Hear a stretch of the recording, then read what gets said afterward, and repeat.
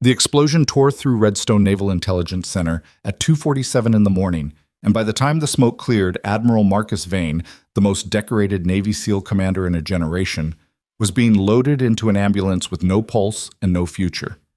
He arrived at Harrow Point Trauma Hospital alive. Barely. The doctors called it catastrophic brain trauma. The surgeons called it a lost cause. The Pentagon officials crowding his hallway called it a tragedy. Nobody called it what it actually was. Nobody except the blonde night shift nurse in blue scrubs who stood at the back of the room watching his monitor and knew, with absolute certainty, that the man in that bed was not unconscious. He was hiding. Before we go any further, if you're watching this and you haven't subscribed yet, now is exactly the right moment. This channel is where stories like this one live, the kind that don't make the headlines, the ones buried beneath rank and reputation and official reports. Hit that subscribe button so you don't miss what comes next, because this story is only getting started. Tap like if you're already hooked and drop a comment telling me your city and country. I want to see exactly how far this story travels. Now, let's go back to the night that changed everything. The ambulance bay at Harrow Point Trauma Hospital was never quiet after midnight, but the night Admiral Marcus Vane arrived was different in a way that the staff felt before they understood it. 3 black SUVs had pulled in ahead of the ambulance, parking at angles that blocked the secondary entrance. Men in dark suits stood at measured intervals along the corridor, not speaking to anyone, not holding badges out, just standing there with the particular stillness of people who had been trained to take up space without apology. Nurse Diane Foss, who had worked the trauma bay for 11 years, told her colleague later that it felt like being in a movie, not a good one. The paramedics wheeled Admiral Vane through the double doors at 3:12 a.m., rattling off vitals in the clipped shorthand of people who had already done everything they could think to do. Systolic dropping, no spontaneous movement. GCS of 4. Pupils sluggish but present. The lead paramedic, a heavy-set man with exhausted eyes, caught the arm of the incoming trauma attending and said quietly, "Blast injury. Somebody said it was a gas main, but that building doesn't have civilian gas lines." The attending, Dr. Preston Cahill, didn't respond to that. He was already moving alongside the gurney, calling for imaging, calling for the neuro team, his voice efficient and practiced, and carrying the specific authority of someone who had learned long ago that chaos responds to tone. Standing at the far edge of the trauma bay, slightly to the left of the supply station, was the person no one was looking at. Her name was Lauren Merritt. She had started her night shift at Harrow Point 11 days ago. She was 34 years old, average height, with dark blonde hair pulled back into a practical knot, and a face that people consistently forgot 30 seconds after seeing it. Not because it was plain, but because she had a way of holding it perfectly still, of making no expression that invited memory. She wore standard-issue blue scrubs and carried a small notebook in her left chest pocket, the way some nurses carried pens. She stood near the supply station because that was where she had been standing when the radio traffic started, and the charge nurse told everyone to clear the bay. She hadn't cleared the bay. She had simply moved a few feet to the left and become part of the wall. Lauren watched them wheel Admiral Vane past her at a distance of maybe 6 feet. She didn't look at his face the way nurses usually looked at new patients, cataloging injury, assessing distress. She looked at his hands. His right hand lay across his chest. His left hung at the side of the gurney, fingers slightly extended. Both were completely still. Lauren looked at the monitor the paramedic had clipped to the gurney rail during transport. The waveform was irregular in the way she expected. Stress response, acute neurological insult, the body trying to negotiate with catastrophic input. But underneath the noise, the baseline was holding in a pattern she had seen before in a context that had nothing to do with civilian medicine. She took the notebook out of her pocket and wrote 3 numbers down. Then she went back to her rounds. By 5 in the morning, the hospital's 3rd-floor neuro unit had been partially sectioned off. 4 of the private rooms were occupied by men Lauren didn't recognize from any patient roster, and a 5th, the corner room with the reinforced door that was normally used for high-security detainees, had been assigned to Admiral Marcus Vane. Dr. Cahill conducted a 90-minute assessment and emerged looking the way trauma physicians look, when they have already decided on an outcome and are now working backward to confirm it. He spoke to someone in a suit by the nursing station, keeping his voice low, and Lauren watched from the medication prep area as the suited man nodded twice and then made a phone call. She noted the time, 5:22 a.m. The suited man's name, according to the badge he wore on a retractable clip but never actually showed to anyone, was Garrett Finch. He had arrived in the second SUV. He was the one who had spoken to the charge nurse when they first arrived, the one who had handed over a document on federal letterhead that authorized his team's presence in the unit. He smiled when he spoke to people. It was the kind of smile that functioned as a door closing rather than one opening. At 5:40 a.m., Lauren was restocking the supply cart outside room 7 when Finch walked past her heading toward Vane's room. He didn't glance at her.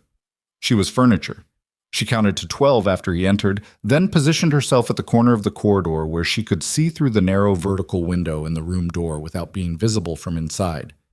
Finch stood at the foot of Admiral Vane's bed. He was not checking monitors. He was not consulting with any medical staff. He stood with his arms at his sides, looking at the unconscious man in the bed, and his expression was not the expression of a federal protective officer watching over a patient. Lauren had spent enough time around men in difficult positions to know the difference between someone guarding a person and someone watching them. Finch watched. After 4 minutes, he left. Lauren went back to the supply cart and wrote 2 more numbers in her notebook. The day shift arrived at 7, and with it came Dr. Nora Vasquez from the neurology department, sharp, efficient, with the kind of reputation that made residents afraid to be wrong in front of her. She reviewed Vane's imaging in the hallway with Dr. Cahill, the two of them speaking in the rapid shorthand of specialists who didn't need to explain their reasoning to each other. Lauren was passing with a medication tray and caught fragments. Diffuse axonal, Cahill said. The midbrain response is... Vasquez paused, tilting the tablet. Ambiguous. Classify it as consistent with vegetative presentation. There was a short pause. It's ambiguous, Preston. Classify it, he said again, not unkindly, and walked away. Vasquez stood with the tablet for a moment. Then she looked up, and her gaze moved across the corridor in Lauren's general direction, not quite landing on her. The gaze of someone who was thinking, not looking. Then she tucked the tablet under her arm and followed Cahill. Lauren set the medication tray down on the cart and adjusted the layout of the supplies with careful hands. The tray didn't need adjusting. She just needed a moment to be still. Ambiguous. That was the word Vasquez had used. That was the word Cahill had overridden. Lauren picked up the tray and continued her rounds. At 9:15, she entered Admiral Vane's room to check the IV line that the night team had flagged as potentially kinked. The 2 suitmen stationed outside let her through after a visual check. Inside, the room was dim, blackout curtains drawn, the only light coming from the equipment displays and a strip of fluorescent from under the bathroom door. She moved to the IV stand and ran her fingers along the line. It was fine. It had never been kinked. She turned to the monitoring display and stood close enough to read it properly, her back partially to the door.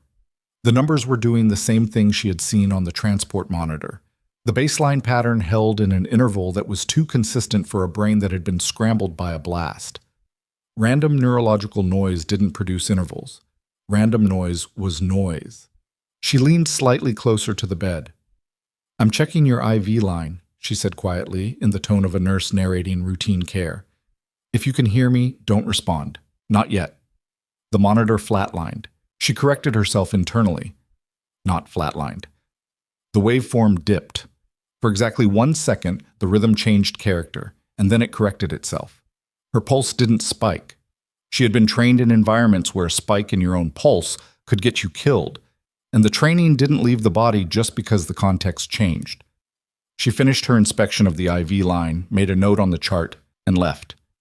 Outside in the corridor, she walked past the nursing station and past the elevator banks and into the stairwell, where she sat down on the second step and breathed through her nose for 30 seconds. She had been right about the pattern, which meant she was right about the rest of it. The trouble started at 11 a.m., and it started with Lauren doing what she had been doing all morning, documenting. She had compiled the monitoring data across 6 separate time points since Vane's arrival. The interval pattern appeared in 5 of them. She had cross-referenced it against the times Finch had entered the room, and the correlation wasn't subtle. The pattern shifted every time Finch appeared. Not dramatically, not in a way that would flag on a standard alert threshold, but the change was directional and it was consistent. She brought her documentation to the charge nurse, a capable and overworked woman named Ruth Patel, who listened with the particular expression of someone who had approximately 16 other priorities and had not yet determined whether this was going to add to that number. You're saying the Admiral's vital pattern is inconsistent with a vegetative state. I'm saying the interval pattern is too regular for diffuse axonal injury. The Glasgow score could be higher than what's in the chart. Ruth looked at the notebook Lauren had placed on the desk. This is from your personal notebook. I didn't have access to the formal documentation system last night. New credentials hadn't processed. Lauren, Ruth's voice was not unkind. I hear what you're saying, but this patient has been assessed by Dr. Cahill and Dr. Vasquez. There are federal agents outside his room. There is more pressure on this unit right now than I can explain to you in 3 minutes, and what you are handing me is a handwritten notebook from a nurse who has been here 11 days. I know. Do you have any idea how that looks? Yes. Ruth studied her for a moment. She was good at people. It was what made her good at her job. And something in Lauren's face was either completely genuine or the most convincing performance she had ever seen. Ruth wasn't sure which it was, and that uncertainty was itself uncomfortable. I can't take this to Cahill, she said finally. Then I'll take it to him myself. That's... Ruth paused. That's your decision to make. She said it in the tone of someone who was also saying, don't expect it to go well. Dr. Preston Cahill was a tall man with the posture of someone who had spent decades being the most credentialed person in most rooms. He was reviewing imaging at the workstation when Lauren approached, and he glanced at her the way people glance at notification banners on a phone screen, registering only enough to decide whether to dismiss. Dr. Cahill, I'm Lauren Merritt, night shift nurse. I've been tracking Admiral Vane's vitals since admission, and I think I know who you are, he said, which was unlikely given that he had clearly not known who she was. Is there a change in his vitals? Not a change. A pattern in the baseline that I think indicates higher cortical activity than the current classification. His imaging is consistent with severe traumatic brain injury. He said it the way a person reads a prepared statement, flat and finished. The GCS was borderline for vegetative classification. Dr. Vasquez noted the midbrain response was, Cahill finally looked directly at her. Not with hostility. Worse, with the particular patience of someone explaining a simple thing to a person who should not require the explanation. Nurse Merritt, you have 11 days of experience in this unit. You have been in that room twice. The patient has been evaluated by specialists with decades of combined neurological expertise. I understand that nursing instinct is valuable, and I mean that sincerely. But what you are describing is pattern recognition in monitoring data, and I assure you that if there were a pattern indicating higher consciousness, our equipment would have flagged it. The pattern is in the interval structure, not the amplitude. Standard alert thresholds wouldn't catch it. He was quiet for a moment, then he picked up his tablet. I'll note that you raised a concern, he said. That's the appropriate protocol. He walked away. Lauren stood at the workstation for 4 seconds. Then she wrote the time in her notebook and went back to her rounds. She had known dismissal would come. She had been dismissed before in situations that were considerably more serious than a hospital corridor, and she had learned the only useful response to it: keep working. What she had not expected was the afternoon development, which arrived in the form of a transfer order. She saw the paperwork at 2:15 when she was helping the unit secretary organize the day's documentation. It was sitting in the priority folder with a federal authorization stamp on the cover page. Admiral Marcus Vane was to be transported to a specialized federal medical facility in Langley by 6 p.m. Lauren read the order twice. Then she read the authorization signature. Garrett Finch. Not a physician, not the hospital director, not anyone with medical authority under any framework she had ever worked in. She set the paperwork down and walked directly to the nursing station, where she found Ruth Patel on the phone. She waited. Ruth finished the call. There's a transfer order for Vane, Lauren said. Ruth nodded. Came in an hour ago. Finch signed it. There's a federal authorization attached. Legal already reviewed it. He's not medically stable for transport. Moving a patient in his condition 6 hours after the initial presentation? Lauren, Ruth's voice dropped. I know. Okay? I know it's aggressive. I pushed back and was told it was above hospital decision-making authority. That's not above the hospital director. That's what I was told. Ruth met her eyes. I'm telling you what I was told. What you do with that is your business. What Lauren did with it was return to her station, open the documentation system, her credentials had processed at noon, and begin filing a formal clinical concern report requesting a secondary neurological assessment prior to any transfer. It was by itself a small action, the kind of thing that might get reviewed in 3 days or might get buried in administrative backlog. It would not, on its own, stop the transfer. But it created a record, and records were harder to make disappear than people. At 3:40 in the afternoon, Lauren went back into Admiral Vane's room under the pretext of adjusting the head position of his bed, a standard repositioning protocol. The suitmen checked her ID again. She gave them the same compliant nod she had given them all day. Inside, the room was unchanged, dim, equipment humming. The Admiral lying still with the particular quality of stillness that was not the same as peace. She moved to the head of the bed and made the adjustment, a minor tilt change, documented and defensible. Then she rested her hands on the bed rail and leaned fractionally toward him. They're moving you at 6, she said quietly. Finch signed the order. You won't reach a federal facility. You know that better than I do. She watched the monitor. The waveform shifted. The same dip she had seen at 9:15, but this time it lasted 2 seconds instead of 1. And when it corrected to a slightly different baseline, one that was, measurably, a fraction more active than it had been before. She watched his right hand. His index finger moved, down, up, 2 times. She straightened up. Her expression didn't change. She made a note on the bedside chart about the repositioning and walked to the door. Her hand was on the handle when a voice came from behind her. Not a voice, a sound. The sound a person makes when they are trying to produce a voice with a throat that has been through something catastrophic, and they are doing it anyway because the alternative is worse. She turned back. Admiral Marcus Vane's eyes were not open, but his lips had moved. She crossed back to the bed in 3 steps. Don't, she said softly. Not yet. Save it. His lips stilled. She stood there for a moment, looking at the face of a man the entire medical team had written off. The entire federal apparatus was trying to erase, and who had just spent whatever reserves he had left to make a sound in a room where he believed he was alone, except for a night shift nurse that nobody had looked at twice. Lauren put her hand over his, once, briefly. Then she removed it. I'm going to need more time, she told him. 6 hours might not be enough, but I've worked with less.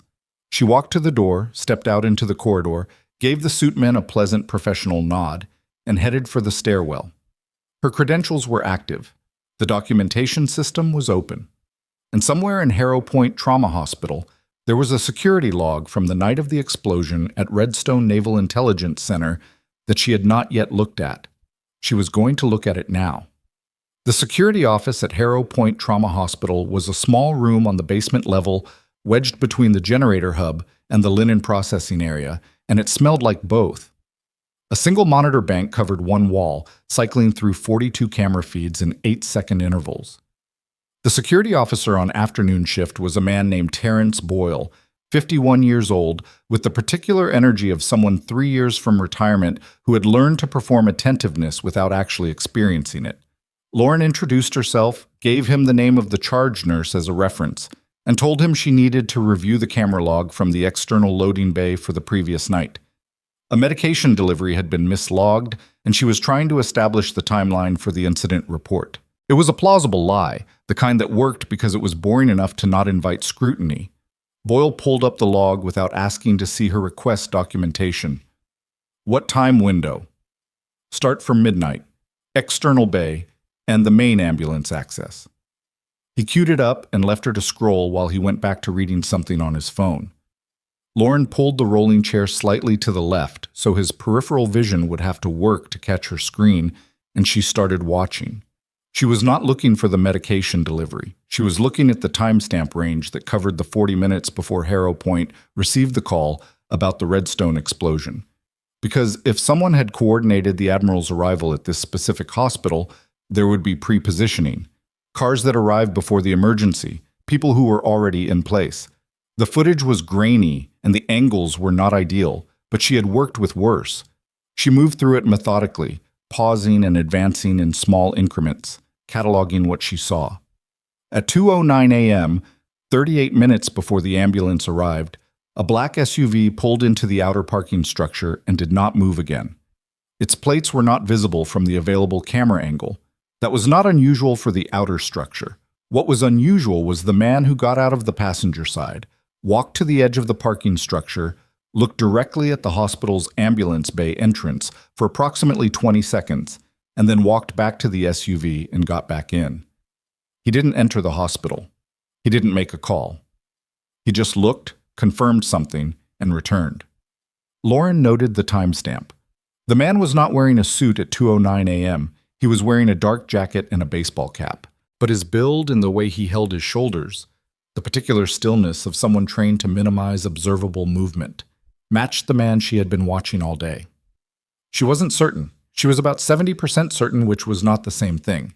But 70% in her experience was usually pointing at something worth following. She thanked Boyle, told him the log had confirmed what she needed, and left. In the elevator going back up, she looked at the 3 numbers she had written in her notebook in the first hour of her shift, and then she wrote a 4th beneath them, 2:09. The transfer was scheduled for 6. It was now 4:10. Lauren walked back onto the 3rd floor and immediately understood that something had shifted in the unit's atmosphere. The particular quality of tension that comes not from crisis, but from people who know something is about to happen and are pretending they don't. 2 of the suit men who had been rotating positions all day were now both stationed directly outside Vane's door rather than alternating with the corridor post. A woman Lauren hadn't seen before was at the nursing station speaking quietly with Ruth, and she was holding a document portfolio that had a federal seal on the cover. Ruth caught Lauren's eye across the station and gave her a look that communicated several things simultaneously, none of them good. Lauren changed direction and went to the medication prep room, which was empty. She sat down, opened her notebook, and thought for a moment about what she actually had versus what she believed. What she had. A monitoring pattern inconsistent with the documented diagnosis. A security footage timestamp placing what was likely Finch's vehicle at the hospital 40 minutes before the explosion call. A transfer order signed by a non-physician with federal authorization that was moving faster than any legitimate medical transport she had ever seen. And 2 finger movements from a man who was supposed to be unconscious. What she believed that Admiral Marcus Vane had been a deliberate target. That someone, probably Finch, probably with backing she couldn't yet see, had arranged for him to end up at this hospital specifically. That the transfer was not going to a medical facility in any meaningful sense. What she could prove, almost none of it. Not yet. She had filed the clinical concern report at 3 o'clock. It would be reviewed. Possibly. In a time frame that had nothing to do with the next 2 hours. She needed something faster. The problem with faster was that it required more exposure. And more exposure meant people started looking at her the way people had looked at her before, as a problem to be managed rather than a professional to be answered. She had navigated that before. She had also learned that there was a version of navigating it that was really just choosing the timing of when to stop being invisible. And the timing had to be right because she only got one shot at it. She thought about the finger movements. Down, up, 2 times. Deliberate. The kind of signal a person uses when they've agreed in advance on a code, except they hadn't agreed on anything. She hadn't had time, hadn't been in the room long enough. Which meant the signal was something he had used before and carried in muscle memory and deployed because she was the only person in the room who might recognize it for what it was. He had bet on her. A man with no information about who she was had looked at whatever he could detect. Her stillness, maybe, or the way she spoke to him, or just the fact that she had spoken at all, and had decided she was worth betting on. She put the notebook back in her pocket and stood up. She found Dr. Nora Vasquez in the imaging review suite on the second floor, standing at a light panel with her glasses pushed up on her head, studying a scan that Lauren could identify at a glance as veins, the same diffuse pattern she had been looking at on the monitoring display all day. Vasquez was alone. That was either fortunate or it meant something Lauren didn't want to think about yet. "Dr. Vasquez," she said from the doorway, "I need 5 minutes." Vasquez turned. She looked at Lauren the way intelligent people look at unexpected visitors, evaluating rather than immediately welcoming. "You're the night shift nurse. You spoke to Preston this morning." "Yes." "And now you're here." She said it without inflection. "Come in." Lauren came in. She put her notebook on the counter, opened it to the page where she had recorded the monitoring intervals, and turned it toward Vasquez without preamble. "The interval pattern in his baseline vitals. I've recorded 6 time points since admission. The regularity is inconsistent with diffuse axonal injury of the severity documented." Vasquez looked at the notebook. She did not make the face Lauren had expected, the dismissal face, the patient's face. She made a different face, quieter and less readable. "Where did you train?" she asked. "Army, trauma. Attached to Special Operations evac units for 6 years, then 2 years stateside with a military medical review board." Vasquez was quiet for a moment. "That's not in your personnel file." "No." "Why not?" "Because the assignment history is classified and the file reflects what I'm permitted to disclose." Another pause. Vasquez looked at the notebook again, then at the scan on the light panel, then back at Lauren. "I noted the midbrain ambiguity this morning," she said. "Preston overrode it." "I heard." "I let him." She said it simply, without self-justification.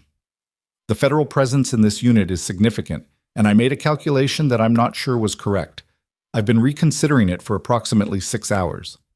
Lauren had not expected that. She had come in here prepared for resistance and had to recalibrate for something closer to an ally, which brought its own complications. She didn't know Vasquez well enough to know what she would do with the information once she had it, and a well-intentioned action at the wrong moment could be as damaging as a hostile one. "He moved his finger," Lauren said, "twice, at 3:40 this afternoon." Vasquez took her glasses off her head and held them in her hand. "You're certain?" "I'm certain." The neurologist was quiet for 7 seconds. Lauren counted. "The transfer is at 6, Vasquez said finally. "I know. If I request a secondary assessment prior to transfer, it creates a medical hold. Finch will contest it." "He can contest it. The hold still has to be clinically resolved before transport can proceed. That buys time." "Time for what?" "For me to finish what I started this morning," Lauren said. Vasquez studied her. There was something in the neurologist's face that Lauren recognized, the expression of someone who had made a safe choice and regretted it, and was trying to decide whether the second chance was real or just a more elaborate version of the same trap. "I'll request the assessment," Vasquez said, "but I need you to understand that if this goes wrong, if the documentation doesn't support what you're saying, it ends both our careers." "I know. And if Finch has the kind of authority behind him that his behavior suggests, it might end more than that." "I know," Lauren said again. "I've worked in rooms where the stakes were higher." She left the notebook on the counter and walked out. At 4:50, Dr. Vasquez filed a secondary neurological assessment request citing ambiguous cortical response indicators and requesting a clinical hold on Admiral Vane's transfer pending resolution. The paperwork hit the unit coordinator's desk at 4:53.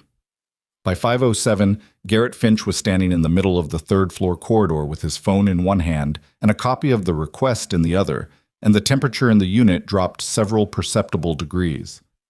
Lauren was at the nursing station when he came in. She didn't look up from the documentation she was entering. "Who filed this?" It wasn't a question. Ruth Patel, to her credit, said, "Dr. Vasquez submitted it through the standard clinical review process. It's been logged and time-stamped." "I want to speak to Vasquez." "She's completing a patient assessment. I can leave her a message." Finch looked at the nursing station, and then his gaze moved across it and landed on Lauren for the first time since she had entered his operational awareness. She had been waiting for it. She didn't change anything about her posture or her expression. You, he said. She looked up. Yes? You submitted a concern report this afternoon. Standard protocol. I documented a clinical observation. Through the Federal Patient Management System. Through the Hospital Documentation System. The patient happens to have federal status, so it routes accordingly. She kept her voice level and professionally courteous. Is there something I can help you with, Mr. Finch? The way he looked at her changed. Not dramatically. A slight adjustment around the eyes, a reassessment. She had given him her name without being asked, had used his name correctly, had answered without hesitation. None of that matched the profile of a civilian nurse who had stumbled into something she didn't understand. How long have you been at Harrow Point? He asked. 11 days. Where were you before this? I've worked several positions.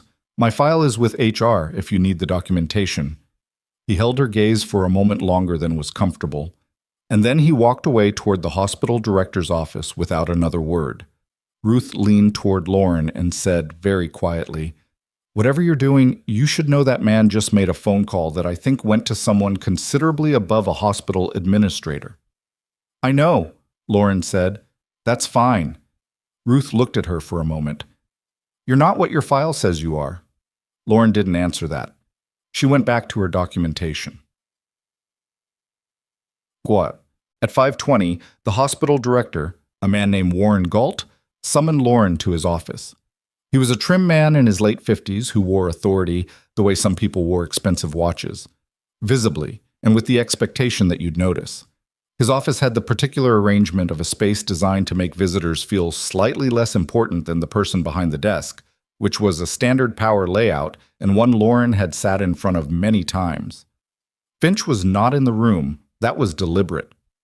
Nurse Merritt, Galt said, I understand you've been a busy person today. I've been doing my job. You filed a clinical concern report. You appear to have been involved in Dr. Vasquez's decision to request a secondary assessment. You've been accessing security logs. The security log access was authorized by the officer on duty for a documented incident report. The incident report was filed after the log access. Lauren said nothing. That was true. She had filed the incident report, a different, minor one about a supply discrepancy, after the fact to retroactively legitimate the access. It was technically problematic. It was also the kind of detail that only mattered if someone was looking for it, and the fact that Galt was citing it meant Finch had done a thorough check in approximately 40 minutes, which told her a great deal about the resources he had access to. I want to be direct with you, Galt said. Admiral Vane's situation involves federal national security concerns that are above the clinical management level. The transfer has been authorized at a level that supersedes hospital administration. Dr. Vasquez's hold request will be reviewed and almost certainly dismissed. Almost certainly isn't certainly. Nurse Merritt, if the patient shows cortical activity inconsistent with a vegetative classification, the transfer creates liability for this hospital, regardless of federal authorization. Dr. Vasquez identified that ambiguity herself this morning, and it was overridden without documentation of the clinical rationale. That's a records gap that exists with or without my involvement. Galt looked at her. You're not a doctor.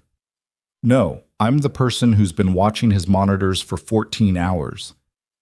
Your nursing license is issued in this state under a standard civilian credential.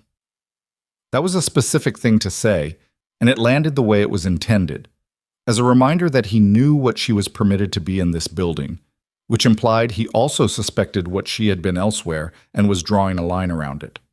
My license is current and in good standing, Lauren said. It would be unfortunate if questions arose about the circumstances of your previous employment that created complications for that license. There it was. Lauren had expected something like it. She had expected it earlier, actually. Finch had struck her as the type who moved to leverage quickly. The 40-minute turnaround on her background check suggested he'd hit something that required escalation, which meant the threat was not coming from him directly, but from whoever he'd called. Galt was the delivery mechanism. He was uncomfortable with it. She could see that in the set of his shoulders, but he was delivering it anyway. I appreciate the directness, she said. I'll give you the same. The clinical hold is legitimate, and it stands until it's clinically resolved. That's not a negotiating position. That's the law governing patient transport. She stood up. I'm going back to my unit. If there's a formal action against my license, I'll respond to it through the appropriate channel. She walked out of his office and down the corridor and into the stairwell, where she stood very still for a moment with her hand flat against the concrete wall. Her license. It was a real threat. Not because the underlying action was legitimate, but because investigations, even groundless ones, created disruption, and disruption was often enough to achieve the goal of displacement. She had seen it before. She had seen it used against people who were more protected than she was. She had about 30 minutes before the transfer team arrived. She pulled out her phone and opened an encrypted messaging application that she had not used in 2 years. The contact list had 7 numbers. She scrolled to the third one. The message she sent was 11 words and a document attachment. The monitoring data she had exported from the system at 4:15, time-stamped and authenticated. She sent it and put the phone away.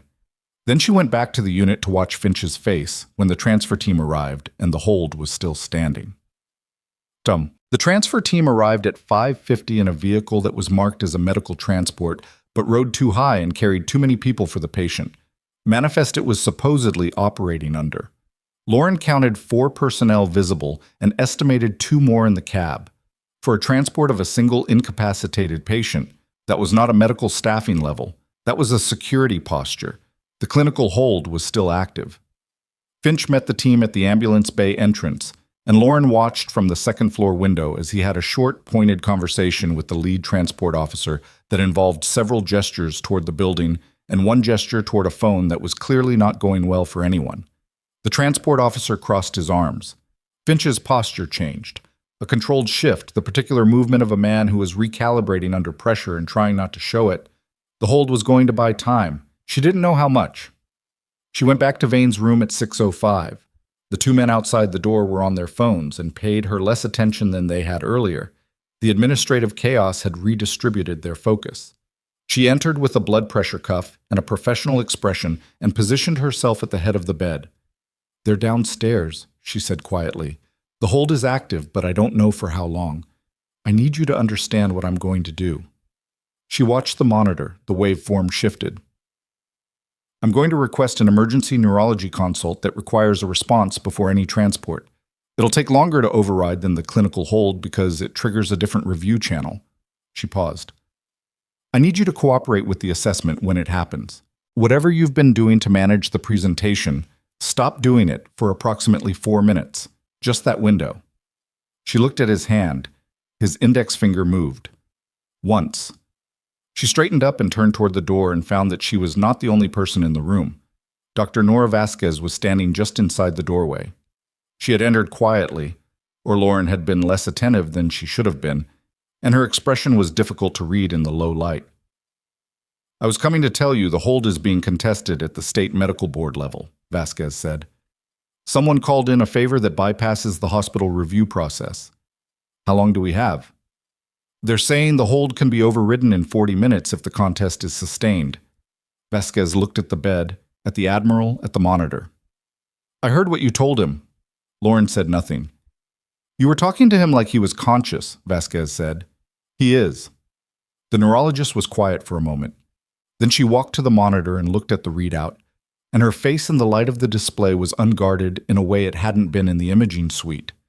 She was looking at the waveform the way Lauren had been looking at it. Not for what the alert threshold said, but for what was underneath them. "The interval regularity," she said, almost to herself. "Yes. I should have fought for this morning. You're fighting for it now." Lauren moved toward the door. "I need to file the emergency consult before they get the hold overridden.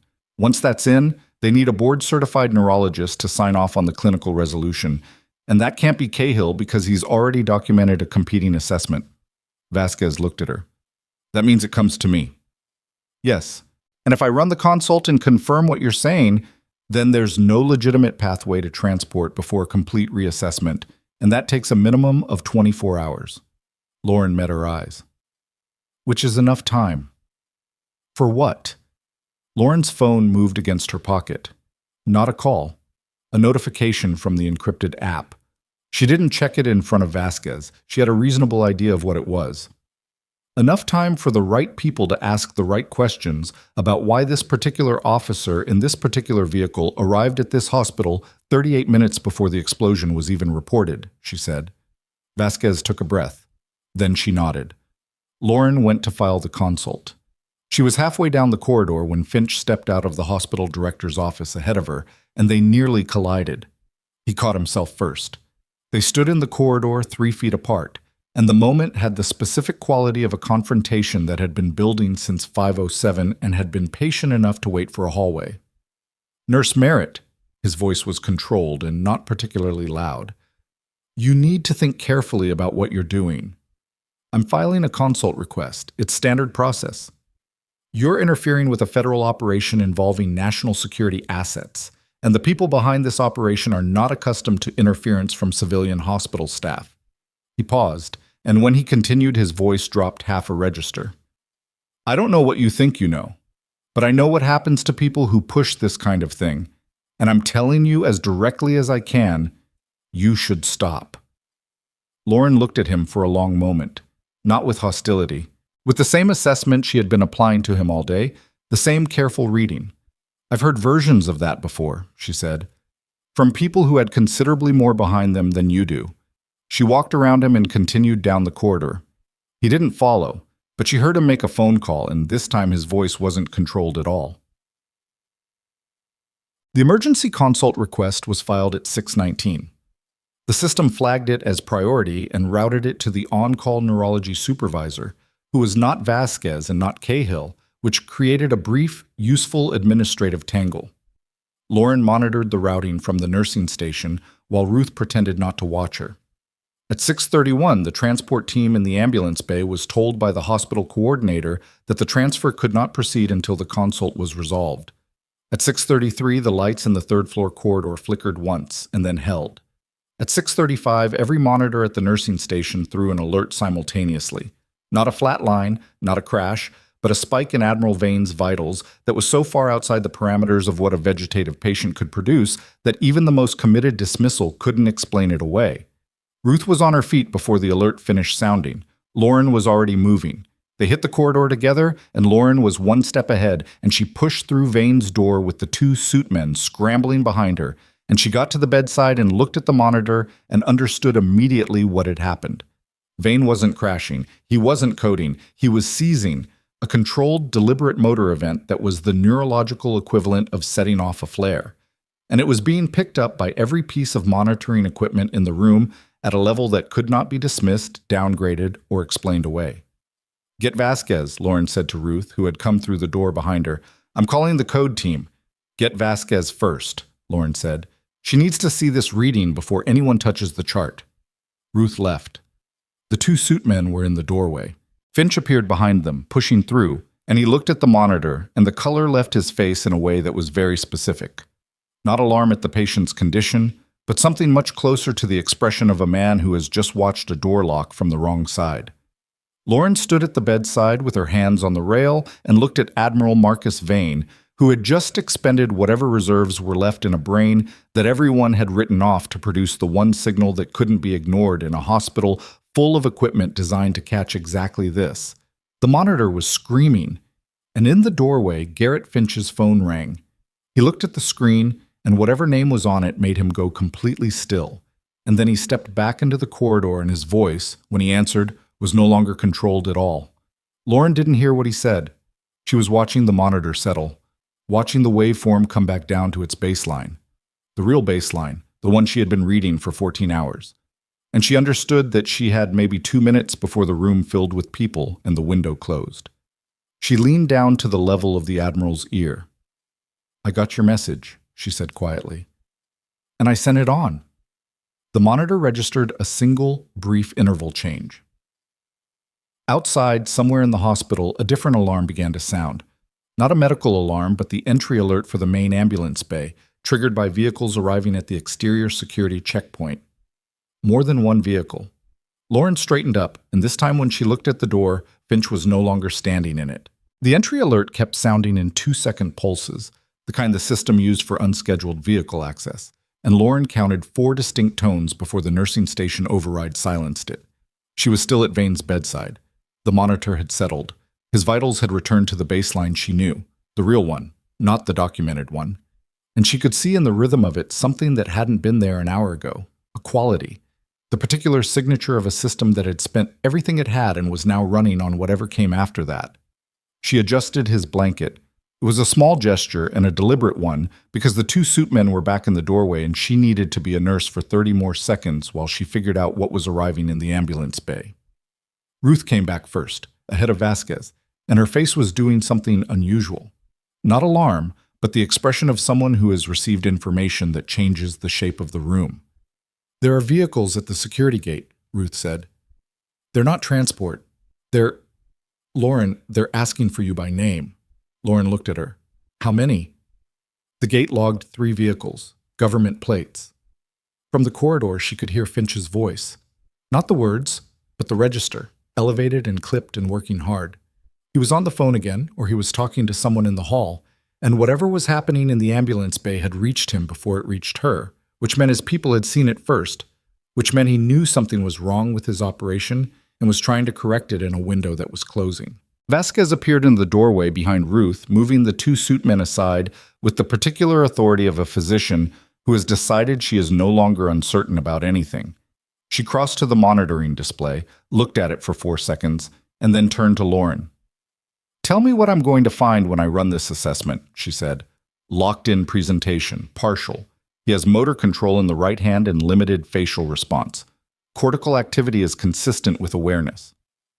GCS is probably somewhere between 9 and 12 if you use the modified scale, not the standard." Vasquez absorbed this without visibly reacting. "And you knew this since this morning." "I suspected it since 3 a.m. I was certain by 9:15. "Why didn't you come to me at 9:15? "Because you let Cahill override the ambiguity at 7, and I didn't know if you would do it again." That landed. Vasquez didn't flinch from it, but she didn't dismiss it either. She looked at the Admiral in the bed, and then she did something Lauren hadn't expected. She pulled on a pair of gloves from the bedside dispenser and said, "Then let me do my job now," and began the assessment with the brisk economy of someone making up for lost time. Lauren stepped back to give her room. The 2 suit men were watching from the doorway with the expression of people who have run out of clear protocol and are waiting for someone to hand them a new one. In the corridor, Finch had stopped talking. That silence was more concerning than the noise had been. The assessment took 11 minutes. Lauren stood near the window and watched Vasquez work, and watched the monitor and listened to the quality of sound in the corridor outside. Footsteps, pauses, the elevator chime at 6:41, the particular silence after the chime that meant people were getting off, not on. Vasquez ran the standard modified protocol, corneal reflex, pupillary response, motor response to stimulus on both hands. When she reached the right hand and applied the sternal rub, Vane's index finger moved. Not a reflex. A response. Directional and controlled, and about 400% more movement than a vegetative patient could produce. Vasquez looked at it for a moment. Then she looked at Lauren. "How long has he been doing that?" "Since 3:40 this afternoon." "Why?" Vasquez stopped herself. She already knew why. She went back to the assessment. When she finished, she stripped her gloves and stood at the foot of the bed and said nothing for what felt like a long time. The monitor continued its pattern. Outside, the corridor had produced a new set of sounds. More footsteps, different cadence, and then voices that were not hospital staff. Lauren recognized the cadence without recognizing the words. She had worked around people who walked and spoke like that for 8 years. "I need to update the chart," Vasquez said, "and I need to escalate this to the department head. Cahill is not Cahill, above Cahill." She looked at Lauren. "When they get here, whoever just arrived, I want to be the physician on record as having made this finding." "You will be?" "I need your documentation, the full monitoring record." Lauren took the notebook out of her pocket and set it on the bed rail. Then she opened her phone, pulled up the export she had sent from the system at 4:15, and transferred it to Vasquez's tablet via the hospital's secure share function. "That's the authenticated copy. The one I sent externally is time-stamped against it." "You sent this outside the hospital system?" "Yes." Vasquez looked at her. "To whom?" "People who are authorized to receive it." The neurologist held her gaze and then, with the expression of someone who has decided that some questions are answered by their consequences rather than their explanations, she picked up the notebook and walked toward the door. She stopped when she nearly walked into the two men who had just come through it. They were not suit men. They were wearing military service dress, Army, senior rank, and one of them had the particular bearing of someone who had not been a passenger in a vehicle recently, but a decision-maker in one. He was in his early 60s, with the kind of face that doesn't make expressions unnecessarily, and he looked past Vasquez at Lauren with the immediate recognition of someone who has been given a briefing. "Merritt," he said. "General Ashton," Lauren said. The two suit men had moved into the room behind the general, and for a moment the room had too many people in it, and then Vasquez said, "Excuse me," in a tone that did not ask for permission, and walked out. And the suit men looked at the general, and the general made a gesture with two fingers, and they followed Vasquez out, and the room had Lauren and the general and Admiral Marcus Vane and the monitor. Ashton looked at the bed. Status: locked in, partial. He's been managing the presentation deliberately, suppressing the upper range responses to avoid alerting whoever was in the room. His right-hand motor function is preserved and volitional. You're certain? He signaled me twice and produced a motor seizure on request at 6:35 to trigger the monitoring alert. That's not reflexive activity. Ashton was quiet for a moment. He looked at the monitor, and the way he looked at it told Lauren that he had medical training somewhere in his background, so not a doctor, but someone who had spent enough time around combat medicine to know how to read a display. "The message you sent," he said. "The monitoring data. 11 words and the authenticated export." That was enough. He turned from the bed. "We had a parallel track running since the explosion, but we couldn't move until we had something from inside this building. The federal authorization Finch was operating under was real.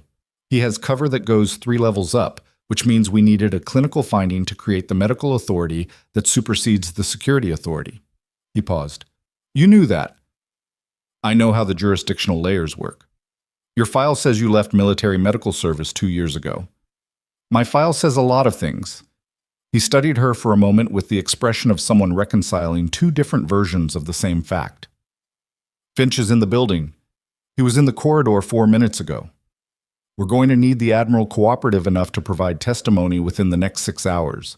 He's the only remaining witness to what he found before the explosion." Lauren looked at the bed. "His communication capacity is limited but functional. You'll need a protocol. The standard yes/no response won't be enough for testimony. He can do letter by letter if he has a board and enough time." "How long?" "At this level of fatigue, maybe 20 to 30 words before he needs to rest. You're going to have to do this in segments." Ashton nodded. He looked at Vane again, and this time the expression on his face was different from the operational assessment. Something quieter and older. The expression of a man looking at someone he served with or served under, or simply had known long enough that the distance between rank and feeling had worn down. "He's been in there alone for 17 hours, Ashton said. It wasn't addressed to Lauren. It was barely addressed to the room. "He knew someone would come," Lauren said. "He held on for it." Ashton straightened his jacket. "We need the building secured and Finch contained before we begin. My team is handling the outer perimeter. I need to know the interior layout of this floor." Lauren told him. She told him all of it. The corridor junctions, the secondary stairwell access, the service elevator that didn't show on the public floor plan, the fire door on the east end that had been propped open with a rubber wedge since 3 a.m. because the housekeeping team used it and always forgot to close it. She told him where the suit men's rotation points were, where the blind corner was between the medication room and the linen closet, and where Finch had been standing at 6:33 when the monitor alerted. Ashton listened without taking notes. He didn't need to. "You've been mapping this floor all day," he said. "Old habit." He went to the door. "Stay with him." Lauren pulled a chair to the bedside and sat down. Now, what happened in the next 40 minutes happened in pieces, the way things always happened when multiple operations collided in a contained space. Not clean and sequential, but overlapping and loud in some places and completely silent in others in a way that was somehow worse. She heard Finch before she saw him, his voice in the corridor at 6:57, sharp and stripped of its earlier control, arguing with someone whose responses she couldn't hear. Then a door, Not slammed, but closed with the specific force of a person who is out of soft options. Then footsteps going toward the east end of the floor, toward the fire door. She stood up. She looked at the monitor, stable, and at the door. And she made a calculation that took approximately 2 seconds and ended with her in the corridor. The suit men were gone. The corridor was empty in the way that corridors get empty when the people who know something is happening have moved to where it is happening. She could hear Ruth's voice from the nursing station, controlled but elevated, explaining something to someone. She went the other direction. The east corridor was longer than the main one, lined with storage rooms and the service entrance to the stairwell. The fire door was at the far end, and it was open, the rubber wedge still in place, and Finch was halfway through it. He had a bag. Not the portfolio he'd been carrying all day. A different bag, dark canvas, the kind that didn't look like what it was. Lauren said, "Mr. Finch?" He stopped. He turned. They were 30 feet apart in a corridor that had one light burned out and smelled faintly of industrial cleaner. And the quality of the moment was very specific. The moment before a situation becomes something different from what it has been. "Walk away," he said. His voice was flat in a way it hadn't been all day. "Whatever you think you've done here, you've done it. Let it be enough. Put the bag down. You're a nurse in a hospital corridor. You don't have any authority to—" "I'm not asking as a nurse." She kept her voice even. "The stairwell is covered. The ambulance bay is covered. The outer perimeter has been controlled since 6:41. There's nowhere the bag goes that isn't already anticipated." He looked at her. The assessment in his eyes was different now. Not the dismissal of the morning, not the threat of the afternoon, but something colder and more focused. The look of a person who is actively determining whether what's in front of them is an obstacle or a threat. "Who are you?" he said. "You already ran my file." "Your file doesn't explain you." "No," she said. "It doesn't." He looked at the bag in his hand and she watched him run the calculation. The stairwell, the bay, the perimeter. He was good enough to know she wasn't bluffing about the coverage, and he was experienced enough to know that the bag was both his most valuable asset and the thing that would end him the fastest if he was caught with it. He set it down. Not in surrender. In the specific way of a man who is choosing his next position carefully. "Hands where I can see them," said a voice behind Lauren, and she stepped aside without being told to, because the two men who had come up the corridor behind her were Ashton's team, and they knew where she was and she knew where they were, and the space between them worked correctly.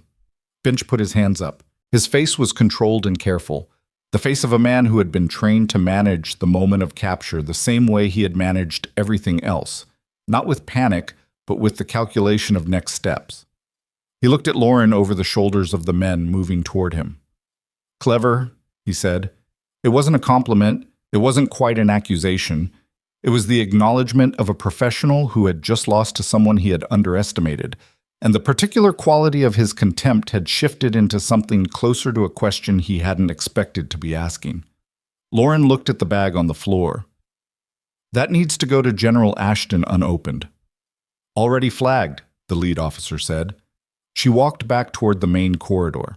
Behind her, she heard the specific sound of zip ties. Not handcuffs, zip ties, which meant they were moving fast and would transfer to formal custody later. Finch didn't struggle. She hadn't expected him to. But by 7:20, the third floor of Harrow Point Trauma Hospital had a different population than it had at any point during the previous 17 hours. Ashton's team occupied the corridor positions. 2 military physicians, a neurologist and a trauma specialist, had arrived with the second vehicle and were in a consultation with Vasquez outside Vane's room, their voices low and fast and collegial in the way of people who need to agree on something quickly and have the competence to do it. Lauren was at the nursing station writing her incident documentation when Dr. Preston Cahill arrived. He came from the elevator, which meant he had been called in rather than having stayed, and he was dressed in the slightly assembled way of someone who'd left home in a hurry. He looked at the corridor, the personnel, the energy, the undeniable evidence that his unit had become something entirely different from what he'd managed for 17 hours. And his gaze moved to Lauren at the nursing station. He stood in front of the desk. She kept writing. "The military physicians," he said. "They're working with Vasquez." "Yes." She filed a secondary assessment that contradicted my documented classification. Lauren looked up. She filed an assessment that reflected the clinical evidence. Cahill's jaw moved. He was not a cruel man, she had decided. He was a man who had made a calculation about power and deferred to it, and was now standing in the rubble of that calculation. He wasn't going to be the villain of this story so much as the cautionary note in it. "You have 8 years of classified military medical service," he said. It wasn't a question. Ashton's team had clearly been sharing information, or Cahill had been told. "Yes." "And you've been watching his monitors since 3 this morning?" "Yes." He looked at the documentation she was writing. He looked at it long enough to read the header, the formal incident report that named the discrepancy between his documented classification and Vasquez's finding, and would become part of the permanent record. "Is there something I can help you with, Dr. Cahill?" she said. Not unkindly. She didn't have the energy for unkindness, and it wouldn't have served anything anyway. He shook his head slightly and walked toward Vane's room. The officer outside stopped him, and there was a brief exchange, and then he was allowed through, not because he had authority over what was happening inside, but because he was the attending of record and a physician, and that still meant something even in a room that had reorganized itself around his decision. Ruth appeared at Lauren's elbow with a cup of coffee that had clearly been poured for someone else and then redirected. "You look like you need this more than I do," Ruth said. Lauren took it. It was lukewarm and slightly burnt, the way hospital coffee always was. "Are you going to tell me who you actually are?" Ruth asked. "I'm a nurse." Lauren. "I'm a nurse who used to be something else." She looked at the cup. "The something else was a long time ago." "It doesn't look like a long time ago from where I'm standing." Lauren drank the coffee. Ruth stood next to her at the nursing station, not asking anything else, just being there the way competent people are there, present without pressure, which was its own kind of gift. At 7:41, one of the military physicians came out of Vane's room and walked directly to Lauren. "We're ready to begin communication assessment," he said. "Doctor, Vasquez says you established the initial protocol. We'd like you in the room." Ruth made a small sound that might have been satisfaction. Lauren put down the coffee cup and followed. The room had been rearranged. The blackout curtains were open now, the evening light coming through at a low angle, and someone had brought in an additional lamp that made the space warmer and less institutional. Vasquez was at the monitoring station. The military neurologist, a woman named Dr. Ferris, was at the bedside with a letterboard, physical, laminated, low-tech, propped against the bed rail. General Ashton was in the corner. He was not in the room center, which was a deliberate choice. The room center belonged to the patient. Lauren took a position at the foot of the bed. Admiral Vane looked the same as he had looked all day. Still, monitored, compromised. But the quality of the stillness had changed in the past hour, and she could see it in the monitoring data and in something less measurable. The sense of a system that has been working alone for a long time and has just been told it is no longer working alone. "Admiral Vane," Dr. Ferris said, "my name is Dr. Ferris. I'm going to walk you through a simple response protocol. We're going to start with baseline confirmation.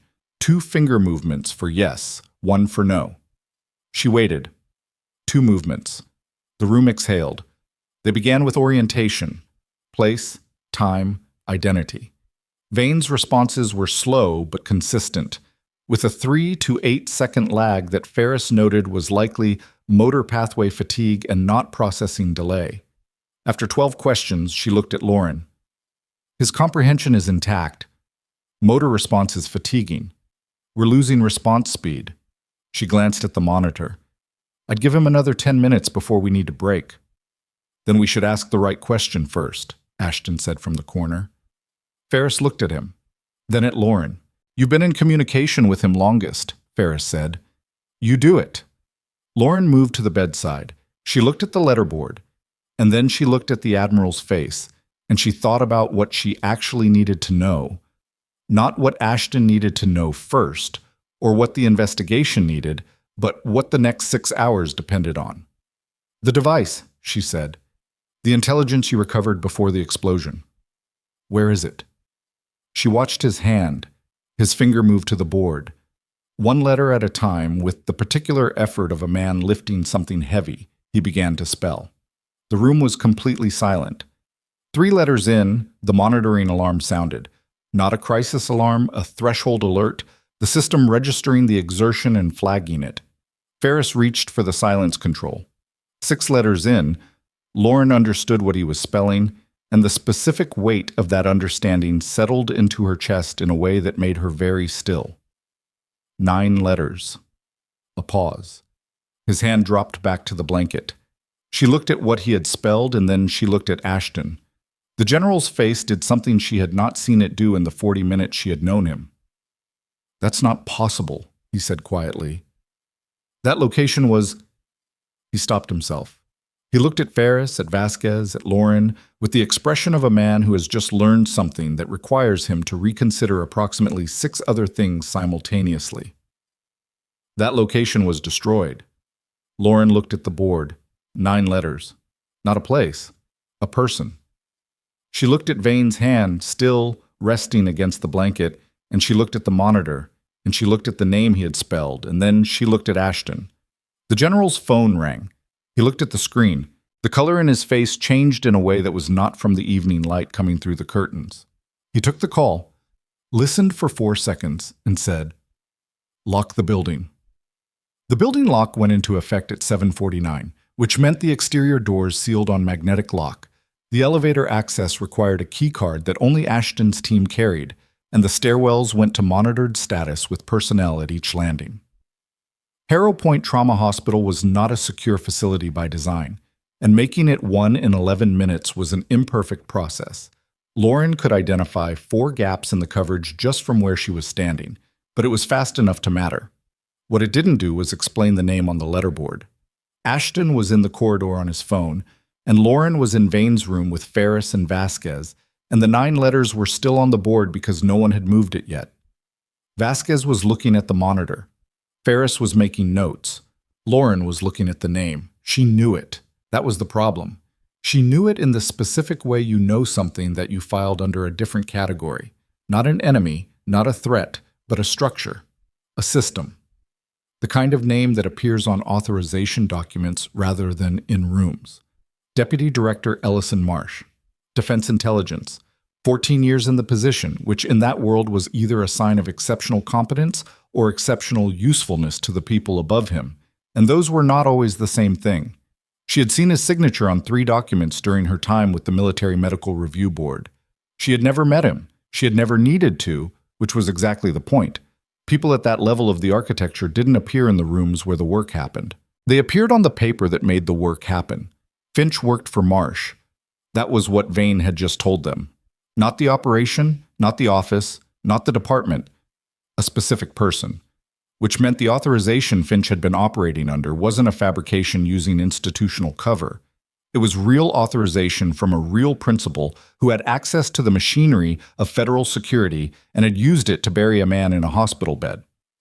Ashton came back in at 7:54. He closed the door behind him, which was not what he had done any previous time he'd entered this room, and Lauren understood that the phone call had produced something that required a smaller audience. "The bag," he said. "Finch's bag from the corridor. My team opened it." He paused. "There's a secondary device. Communications hardware, encrypted, the kind used for offline data transfer between secured networks. Our technical team says it was used recently, within the last 6 hours." Lauren looked at him. He was transmitting from inside the hospital. Receiving. There were instructions coming in. The transfer order, the one Finch signed, came from a source that's tracing back to a DIA subnet. He said it flatly, without the inflection of someone who found it surprising, because he clearly didn't. "Marsh issued the transfer order through Finch. We just didn't know the chain until now."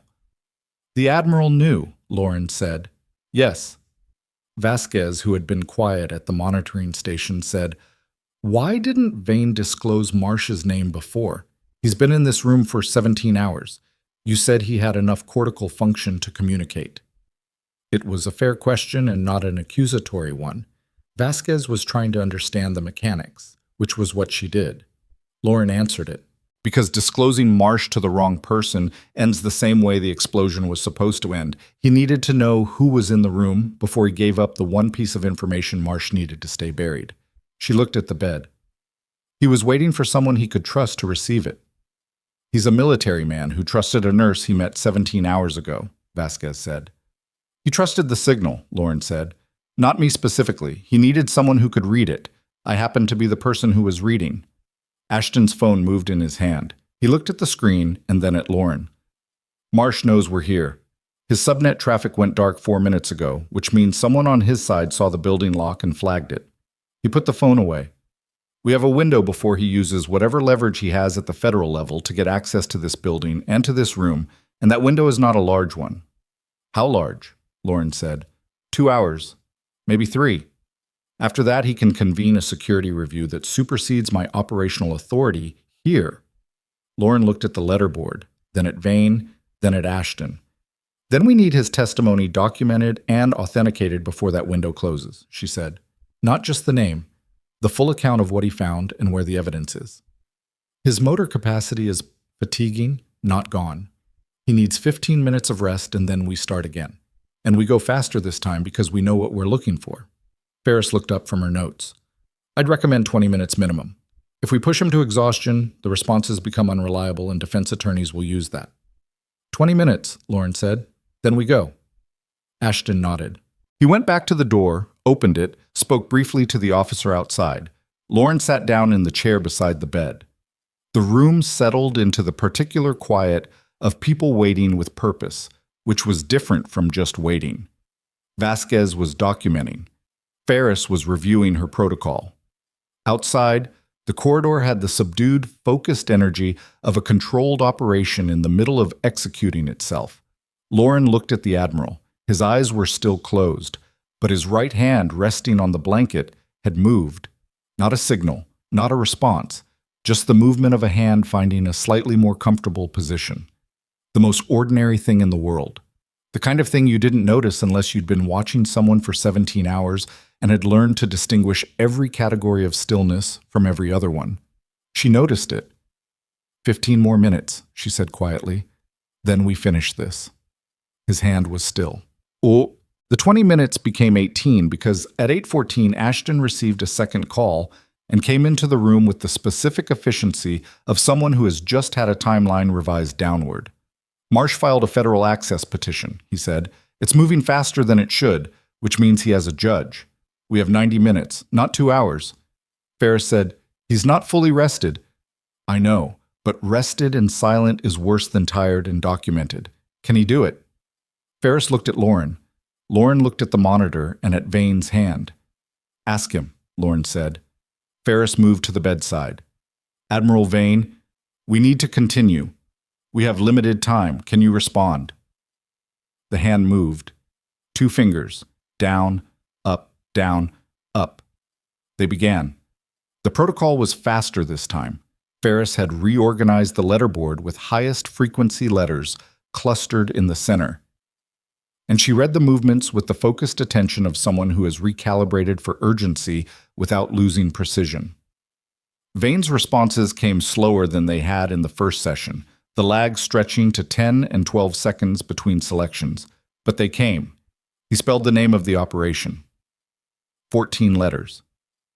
An internal DIA, program running under a counterintelligence designation that had been reclassified 3 times in 2 years, each reclassification pushing it deeper into the architecture where oversight thinned and accountability became theoretical. He spelled what it involved. Not weapons, not foreign intelligence, domestic, financial, a network of defense contracting relationships that routed classified funding through shell structures and back into the accounts of 7 officials across 3 agencies, Marsh at the top of the chain and Finch as the operational manager of the concealment layer. He spelled where the evidence was. Not a location this time. A person's name and a storage method that Lauren immediately understood was the kind of thing you constructed when you know that anyone you trust inside the institution might be compromised. A civilian attorney in a city 300 miles from Redstone. A sealed document package with authentication protocols Vane had established before the explosion, designed to release under specific conditions. Specifically, a confirmed federal investigation opened under a qualifying threshold that couldn't be quietly closed. The session ran 24 minutes. At the end of it, Vane's hand went still and didn't move again for 2 minutes. and Ferris's expression indicated she was not going to push for more. The data recorder she had been running captured everything. Vasquez had been countersigning the documentation in real time as a second physician witness. Ashton stood in the corner with a stillness that was not patience, but calculation. The particular quality of a man assembling pieces and stress testing the structure they made. "The attorney," he said. "Civilian. No federal affiliation." "That's intentional," Lauren said. "Marsh can't apply federal security authority to a civilian attorney-client relationship. The package releases to the appropriate investigative authority when the conditions are met, and the conditions are public record the moment the investigation is logged." Vane thought of this before the explosion. "He knew the explosion was coming," Lauren said. "It was not a guess. She had been reading the pieces for hours. Not the exact timing, but he knew he was being targeted. The package was his insurance." Ashton looked at the bed, at the Admiral who had built an entire contingency system from the inside of a hospital room that everyone thought was a one-way door. "We need to contact the attorney and initiate the conditions," Ashton said. "You file the investigation, the conditions initiate automatically. You don't need to contact anyone." Lauren paused. He built it that way so that even if the attorney was compromised, the mechanism still worked. Ashton pulled out his phone. "I'm opening the federal investigation record now. Once this is logged, it goes to the Oversight Committee, and Marsh can't close it without a hearing." He looked at Lauren. "The moment I log this, Marsh knows. Whatever move he's been holding, he makes it. Then we're ready for it." He logged it. The timestamp on the federal system read 8:41 p.m. 90 seconds later, the corridor outside erupted. Not in the way things erupted in movies, not gunfire, not running, but the specific eruption of competing authorities arriving in the same space and neither yielding. Lauren heard it through the closed door. Voices layered over each other, at least 3 people talking simultaneously, and underneath them the particular tone of Ashton's team. Not raised, but immovable. She stayed in the room, Ferris stayed, Vasquez stayed. The monitor ran its pattern, and Vane rested, and the room held its specific gravity while the corridor sorted itself out. It took 6 minutes. When Ashton came back in, he had the expression of a man who has just played the right card and is watching the table adjust. "2 federal agents from a separate agency," he said. "Marsh sent them directly. They had an access order citing national security grounds." He paused. "The order was filed before I logged the investigation. Once the investigation is on record, the access order is superseded. They're waiting in the lobby." "Can they contest it?" "They're trying. Their supervisor is on the phone with their legal team." He looked at Lauren. "It's going to hold, but we should expect that Marsh is going to attempt a second approach, and the second approach won't be procedural." Lauren understood what that meant. She had worked in environments where procedural options ran out, and the next option was pressure applied in ways that didn't leave documentation. She didn't think it would happen inside the hospital.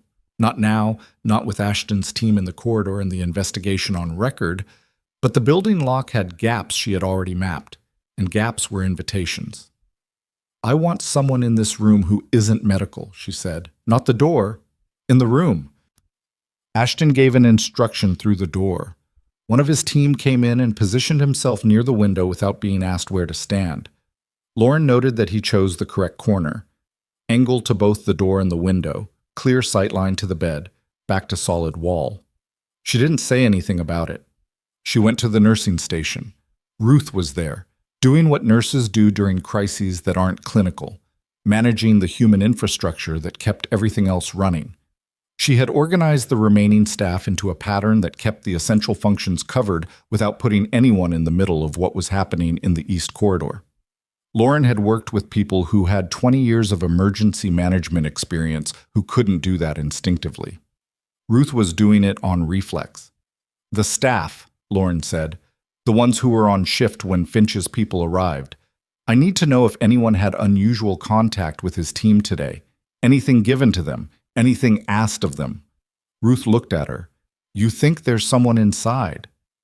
"I think Marsh has been running this operation for a long time, and he didn't rely on one mechanism." Ruth was quiet for a moment. Then she said, "Marcus?" Lauren waited. The overnight orderly, Marcus Deal. He's been on Finch's floor all day and he requested a shift extension at 4 this afternoon, which he's never done before. Ruth's expression was carefully neutral. He had access to the medication room and the monitoring equipment bay. Has anyone checked the monitoring equipment bay? Ruth's expression answered that. Lauren went to the equipment bay. It was a room the size of a large closet off the main corridor, housing the server rack for the floor's monitoring system and the calibration equipment for the imaging units. She checked the rack first. Nothing physically disturbed, the cable management intact. She checked the calibration units. She checked the power conditioning unit behind the rack. Behind the power conditioning unit, taped to the wall with a single strip of electrical tape, was a device the size of a thick pen. She recognized it without needing to analyze it. She had seen the model in a previous context that was not civilian medical. Signal jammer, short range. Configured.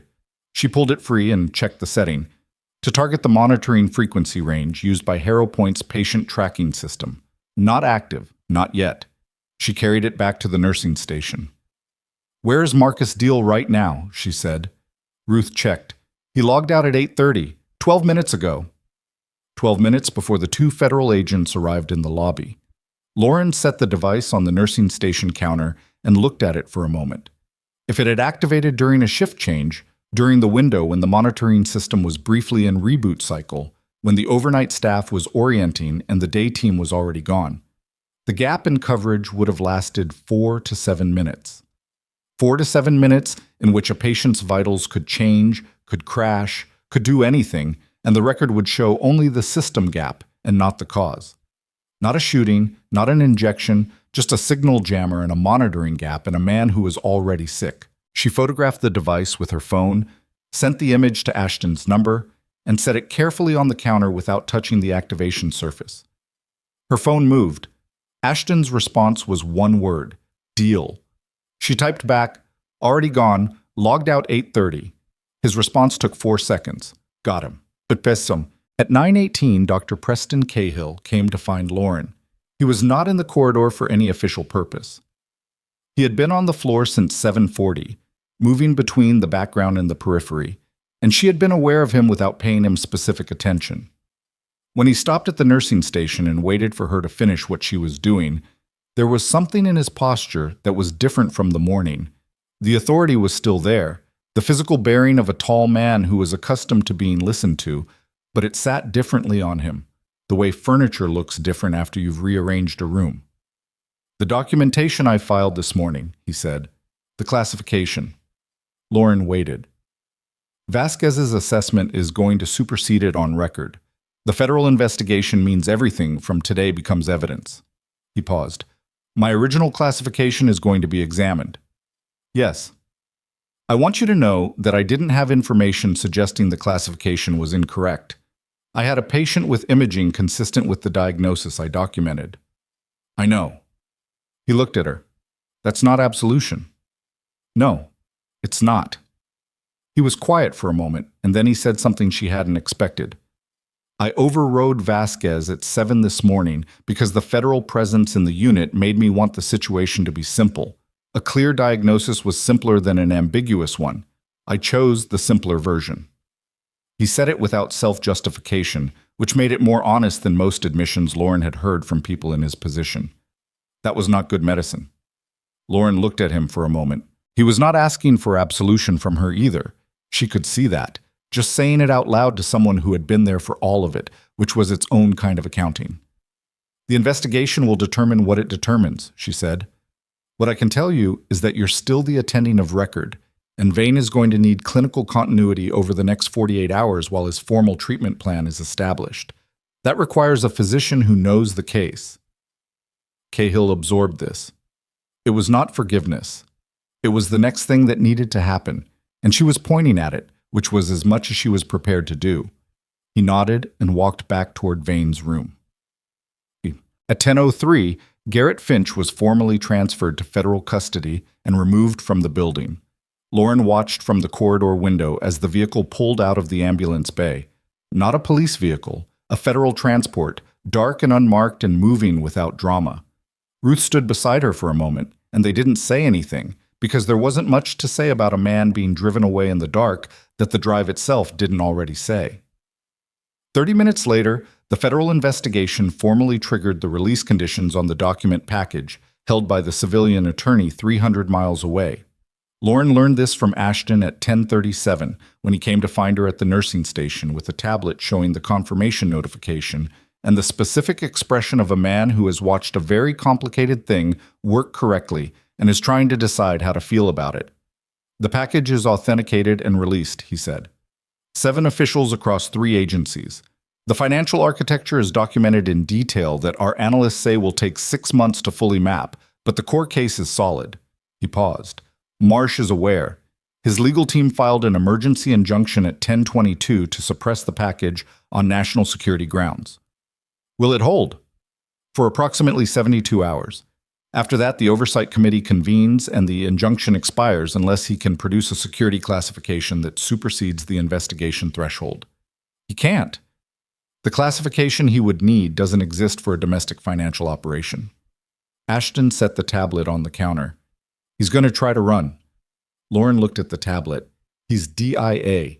He has roots. He has roots that assume his access credentials are still active. We suspended them at 9:51.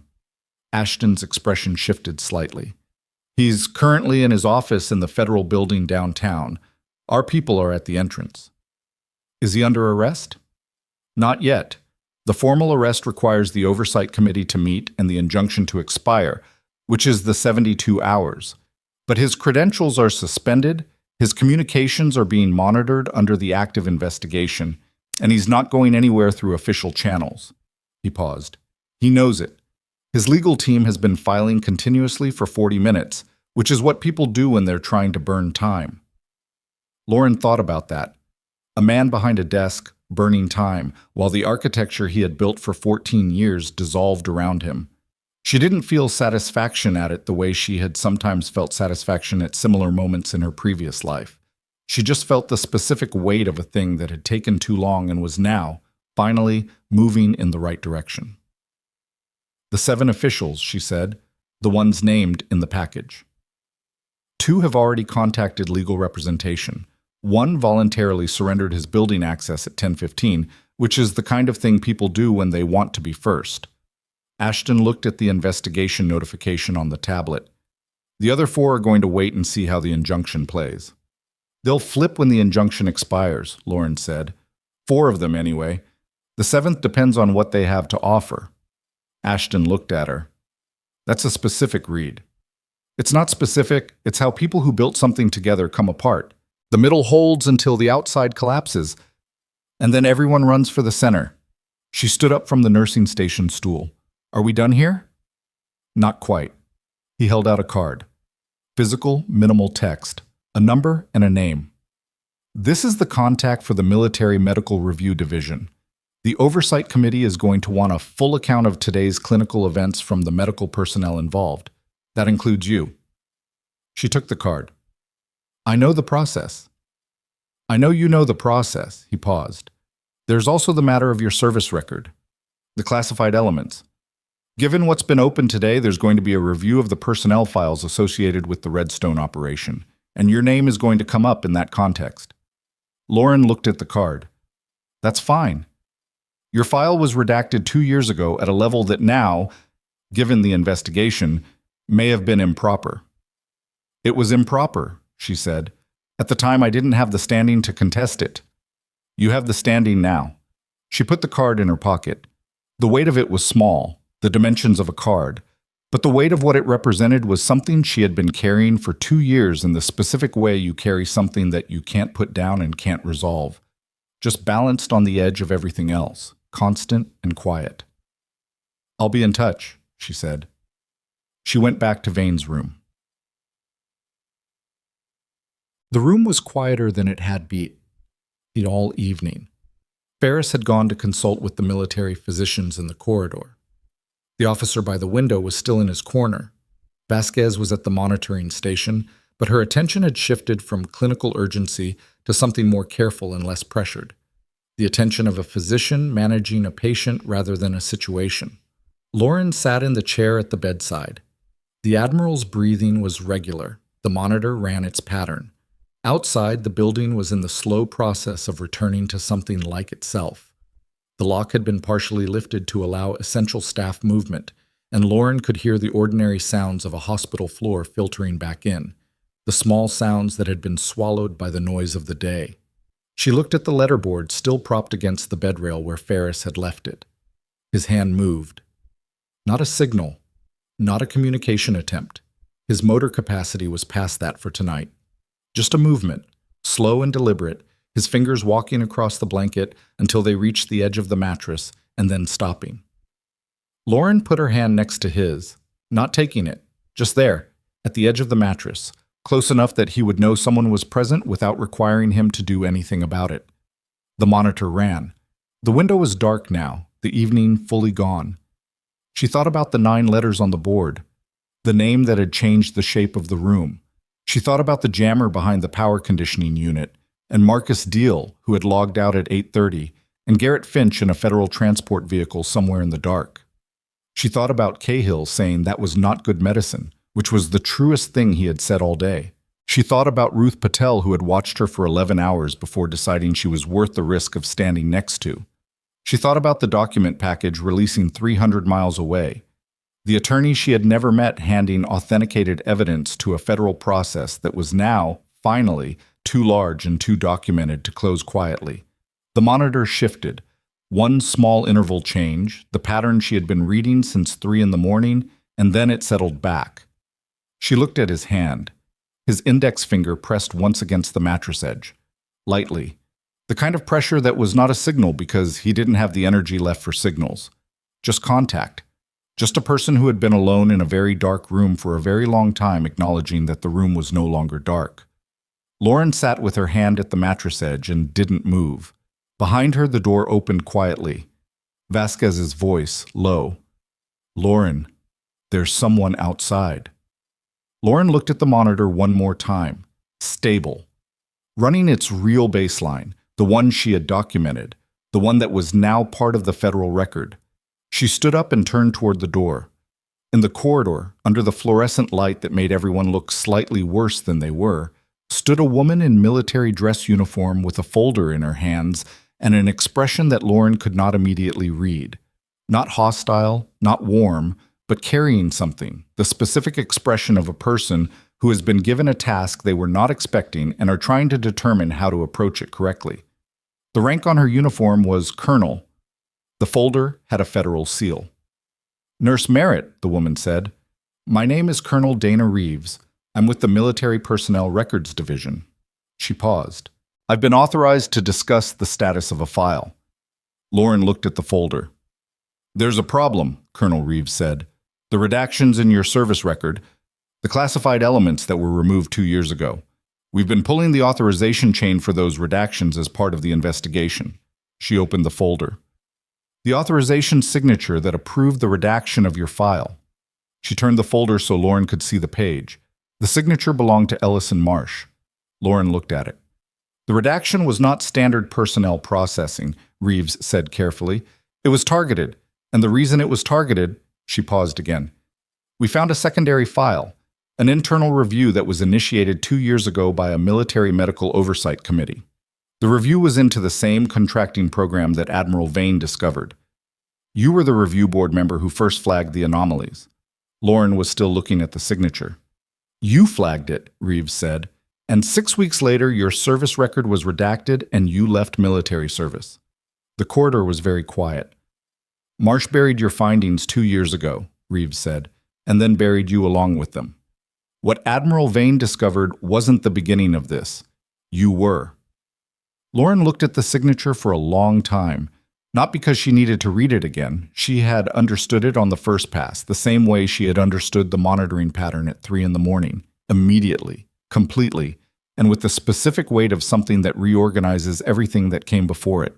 2 years ago, she had sat in a windowless review boardroom and presented 47 pages of financial anomalies in a defense contracting program to 3 people whose names she had been given and whose authority she had been asked to trust.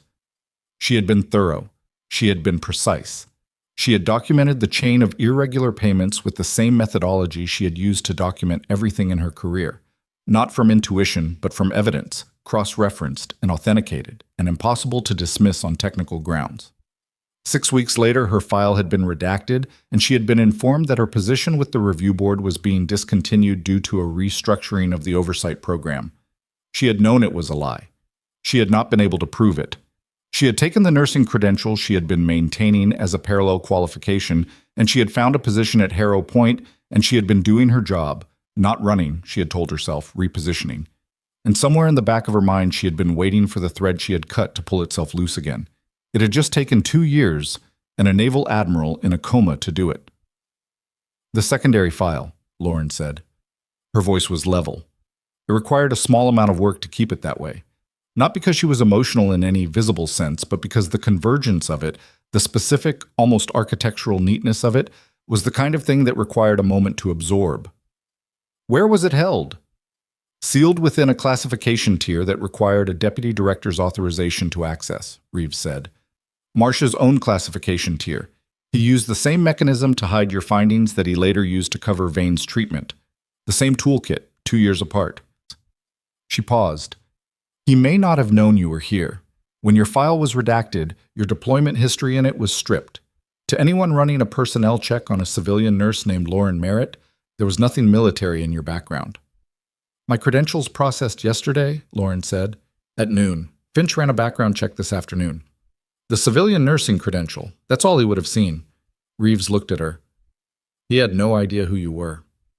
Lauren thought about Finch in the corridor. You're not what your file says you are. He had said that.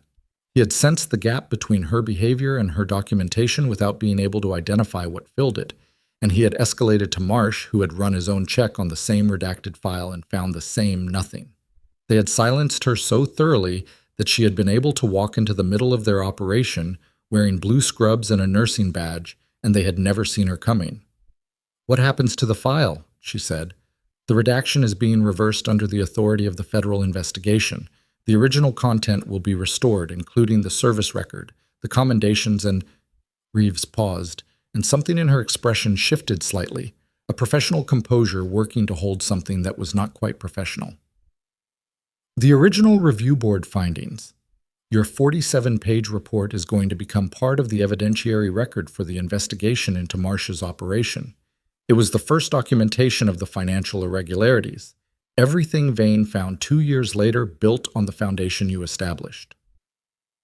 Lauren stood in the corridor under the fluorescent light and did not say anything for a moment. Ruth was at the nursing station down the corridor, visible at this distance as a steady presence behind the desk, doing something that required her attention.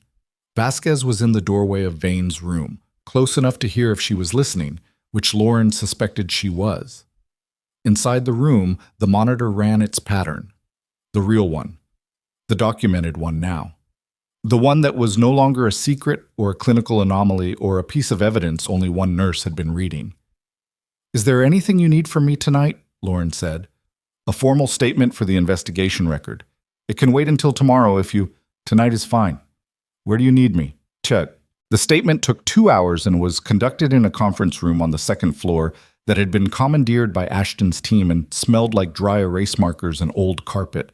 A federal investigator named Paulson ran it. Methodical, unhurried, with the kind of interview technique that didn't push but created space for things to fall into.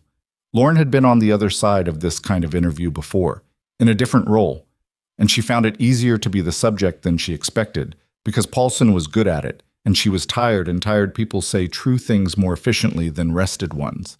She started from the beginning, not from 3 in the morning when she first read Vane's monitor. From 2 years ago, in the review board room, with 47 pages and 3 people who had listened carefully and done nothing. She told it in order and without editorializing, and Paulson recorded it and asked clarifying questions at the right moments. And by the time she reached the events of the present day, she had given him a complete chain that connected her flagged report to Marsh's redaction to her repositioning to Harrow Point to the night Vane arrived. And the chain, when you laid it out, was not complicated. It was just long. When she finished, Paulson turned off the recorder and said, I've done a lot of these. That's one of the cleaner accounts I've taken. I've had all day to organize it, she said. He almost smiled. Get some sleep, Nurse Merritt. She went back to the third floor. It was past midnight. The unit had cycled into the night rhythm. Lower light, reduced personnel, the specific quiet of a hospital after the acute events of a day have settled into their long-term consequences. Ruth had gone home at 11, leaving the night charge nurse, a steady man named Gerald, who acknowledged Lauren's return with a nod and asked nothing about where she had been for 2 hours. She went to Vane's room. Ferris was gone. The military officer who had been stationed by the window had been replaced by a different one. Same posture, same corner. The monitor ran. The Admiral rested with the particular quality of rest that was now, finally, real recovery, rather than strategic concealment. Lauren sat in the chair and looked at the monitor and didn't write anything in her notebook. There was nothing left to document that wasn't already in the federal record. She just sat with it for a while. The beeping, the pattern, the room, the strange compressed singularity of a day that had started before dawn and ended somewhere well past the place where endings usually happened. She was not a person who cried easily or often. She had trained the impulse out of herself in contexts where it would have been inconvenient and it had never fully returned. But sitting in that room at 12:41 in the morning, she felt something that wasn't grief and wasn't relief and wasn't triumph. Something smaller and more specific than any of those. The feeling of a door that had been locked for 2 years opening from the inside. She stayed until 2 a.m. Then she went home. The 72 hours that followed were not clean. Nothing in an active federal investigation was clean. There were jurisdictional disputes and legal filings and counterfilings and at least one news story based on a leaked document that was 40% accurate and created 2 days of coverage that was more heat than light.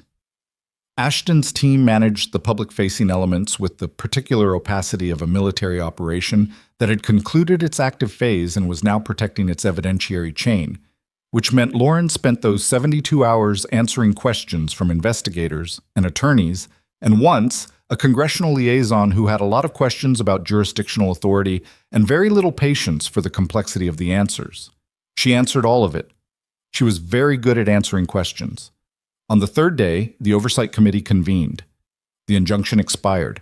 The document package was formally admitted into the federal investigation record, and the 7 officials named in it were formally notified of their status as subjects of the investigation.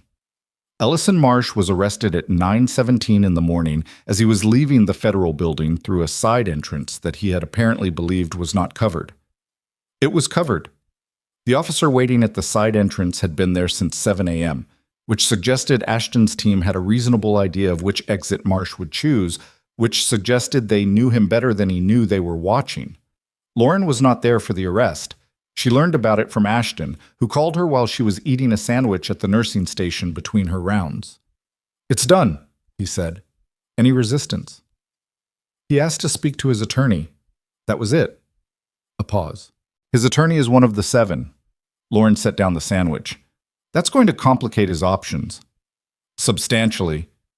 Ashton's voice carried something she hadn't heard in it before.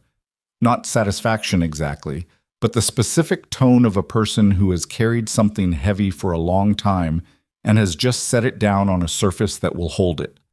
The financial documentation in the package covers 14 years.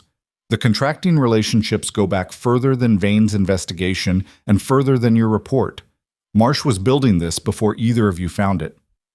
"How many people were affected," she said, "by the contracting fraud?" "In terms of the financial impact on the defense programs, we're still mapping it. In terms of individuals," he paused. "There were 3 previous investigators who flagged anomalies before you.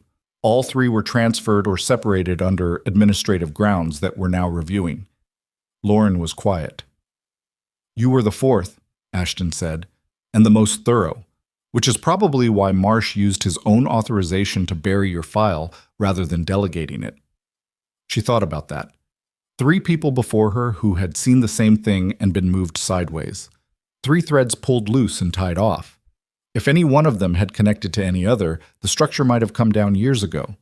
But that was the nature of a system built to isolate. It kept the people who were looking from finding each other, and it kept them from knowing they were looking at the same thing. "The 3 investigators," she said, "are they being contacted?" "Yes, their files are being reviewed for the same kind of targeted redaction." She picked up the sandwich again. It had gone slightly cold. "Good," she said.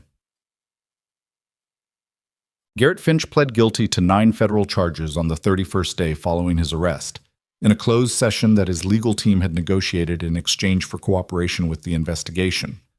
The cooperation produced documentation of communication channels between Finch and Marsh that covered 4 years of operational coordination, and that documentation was, according to Paulson, when he called Lauren to inform her, the kind of thing that made Marsh's attorneys stop filing injunctions and start having very quiet conversations about sentencing. Marcus Deal, the overnight orderly, was charged with tampering with medical monitoring equipment and obstruction of a federal investigation. He was 26 years old and had been recruited by Finch with the specific promise that the job was administrative. He would log out of the building at a specific time, and that would be the end of his involvement. The jammer, Finch had told him, was for communication security and would not be active during patient care hours. Deal had believed him, or had convinced himself to believe him, which was not the same thing but produced the same outcome. He pled guilty and received a reduced sentence in exchange for his account of Finch's recruitment methods, which added 3 additional obstruction charges to Finch's already substantial list. Dr. Preston Cahill was not charged with any crime. The investigation determined that his documentation of Vane's condition, while ultimately incorrect, was within the range of legitimate clinical judgment given the information available to him at the time of assessment, and that there was no evidence he had knowingly participated in any effort to harm the patient. He was, however, required to appear before the hospital's internal review board, which found that his override of Dr. Vasquez's noted ambiguity without documented rationale constituted a deviation from standard peer consultation protocol. He received a formal reprimand that became part of his professional record. He did not contest it. Lauren heard this from Ruth, who heard it from the review board coordinator, and the fact that he didn't contest it was the one thing about Preston Cahill that changed her assessment of him even slightly. Warren Galt, the hospital director, resigned 11 days after the investigation became public. His resignation letter cited personal reasons. The threat he had delivered to Lauren's nursing license was documented in her formal statement and reviewed by the state medical board, which opened a separate inquiry into administrative interference with clinical processes. That inquiry was ongoing. On the 22nd day, Admiral Marcus Vane spoke, not through a letterboard, not through finger movements or monitor patterns or the specific economy of a man managing a body that wasn't fully cooperating with him. He spoke with his voice, in a room with better light than it had had 3 weeks ago, and the first full sentence he produced, rough-edged and slower than it would eventually become, but complete, was addressed to Dr. Ferris, who had been running his daily communication assessments. "I need to see Merritt." Ferris relayed this to Lauren at the nursing station, where Lauren was finishing her morning documentation, and Lauren's first reaction was to check the time because she had 2 more patients to see before her break, and she was trying not to fall behind on the charting. Her second reaction was a feeling she didn't have a clean word for, something between relief and the specific weight of a thing finally arriving after you've stopped actively waiting for it. She knocked on the door of room 4, which was a different room from the one he had been in on the first night. A standard room on the 3rd floor, no federal personnel outside, just the ordinary configuration of a recovering patient. The security architecture had been formally lifted 12 days ago when the active threat assessment was closed. She opened the door. He was sitting up, partially, propped, supported, the kind of upright that required significant equipment to maintain, and that would not be mistaken for healthy, but was so far from where he had been that the distance was almost difficult to look at directly. He had been extubated 5 days ago. His face was the face of a man who had been through something that couldn't be undone, but he was present in it, fully, eyes clear and tracking. He looked at her. She crossed to the bedside and stood where he could see her without effort. "You're Lauren Merritt," he said. His voice had the quality of something that had been rebuilt from the ground up, functional, recognizable, not yet what it had been. "Yes? I couldn't see your face clearly. The first night, I could hear you." "I know." He was quiet for a moment, and she could see him managing the effort of speech, not struggling, exactly, but being deliberate about it, the way you are with a resource that is still being rationed. "The signal," he said. The interval pattern in the monitors. You knew it. I knew what it wasn't, she said. It wasn't random. That was enough to start with. Most people wouldn't have started. Most people weren't looking. He held her gaze. His expression was not the expression of a man performing gratitude or delivering the emotional beat that a moment like this was supposed to have. It was the expression of a man who had been in the dark for a long time, looking at the person who had been the first light in it, and was still adjusting to the fact that the light was standing in his room in blue scrubs holding a chart. I knew someone would come, he said. I didn't know who. You trusted the signal to find the right person. I trusted that somewhere in a hospital full of people watching machines, one of them would look at what the machine was actually saying. He paused. You were the one. Lauren set the chart on the bedside table. She was not a person who carried sentiment lightly, which meant she didn't perform it easily either. What she said next was not what a person said in a movie or in a story that was trying to arrive at a particular feeling. It was what she actually thought. You held on for 17 hours in a room where everyone who came through the door was working against you, she said. I read your signal. You did the harder part. He didn't argue with her. She respected him for that. They told me about your file, he said. What Marsh did. The report you wrote 2 years ago. Yes. You found it first. I found the edge of it. You found the center. He was quiet again. The monitor behind him ran. A normal pattern now. The kind that matched his documented condition, because the thing being monitored and the thing being documented were finally the same. They're offering you a position, he said. I was told. Military medical investigations, consulting role. Ashton mentioned it. He mentioned it to me as well. Are you going to take it? Lauren thought about this. She had been thinking about it for 22 days. In the spaces between rounds and documentation and the ongoing requirements of the investigation. The honest answer was not simple. I don't know yet, she said. I like this floor. I like the work. You could do both? Possibly. She picked up the chart. You should rest. Ferris has you scheduled for a physical therapy assessment at 2. Merritt, she stopped. Thank you, he said.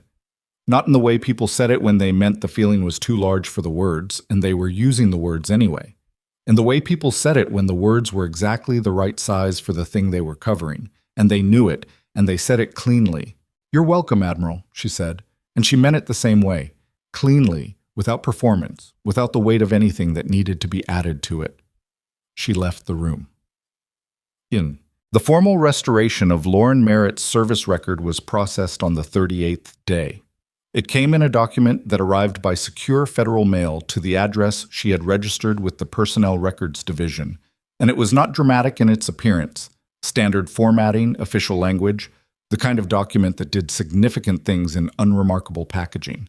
She opened it at her kitchen table on a Tuesday morning before her shift, with coffee and the particular gray light of early morning coming through the window, and she read it through once.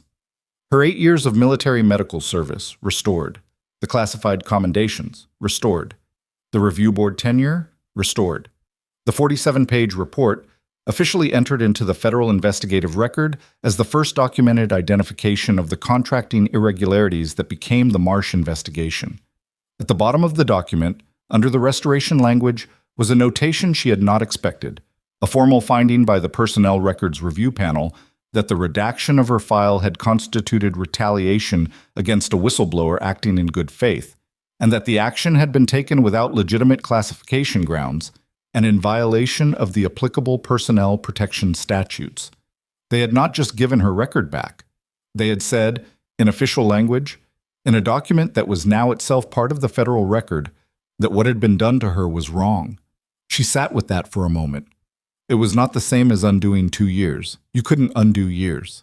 You couldn't give a person back the time they had spent repositioning themselves in a smaller space than they should have occupied, couldn't return the specific cost of being made invisible by a process that had no legitimate justification. The document didn't pretend otherwise.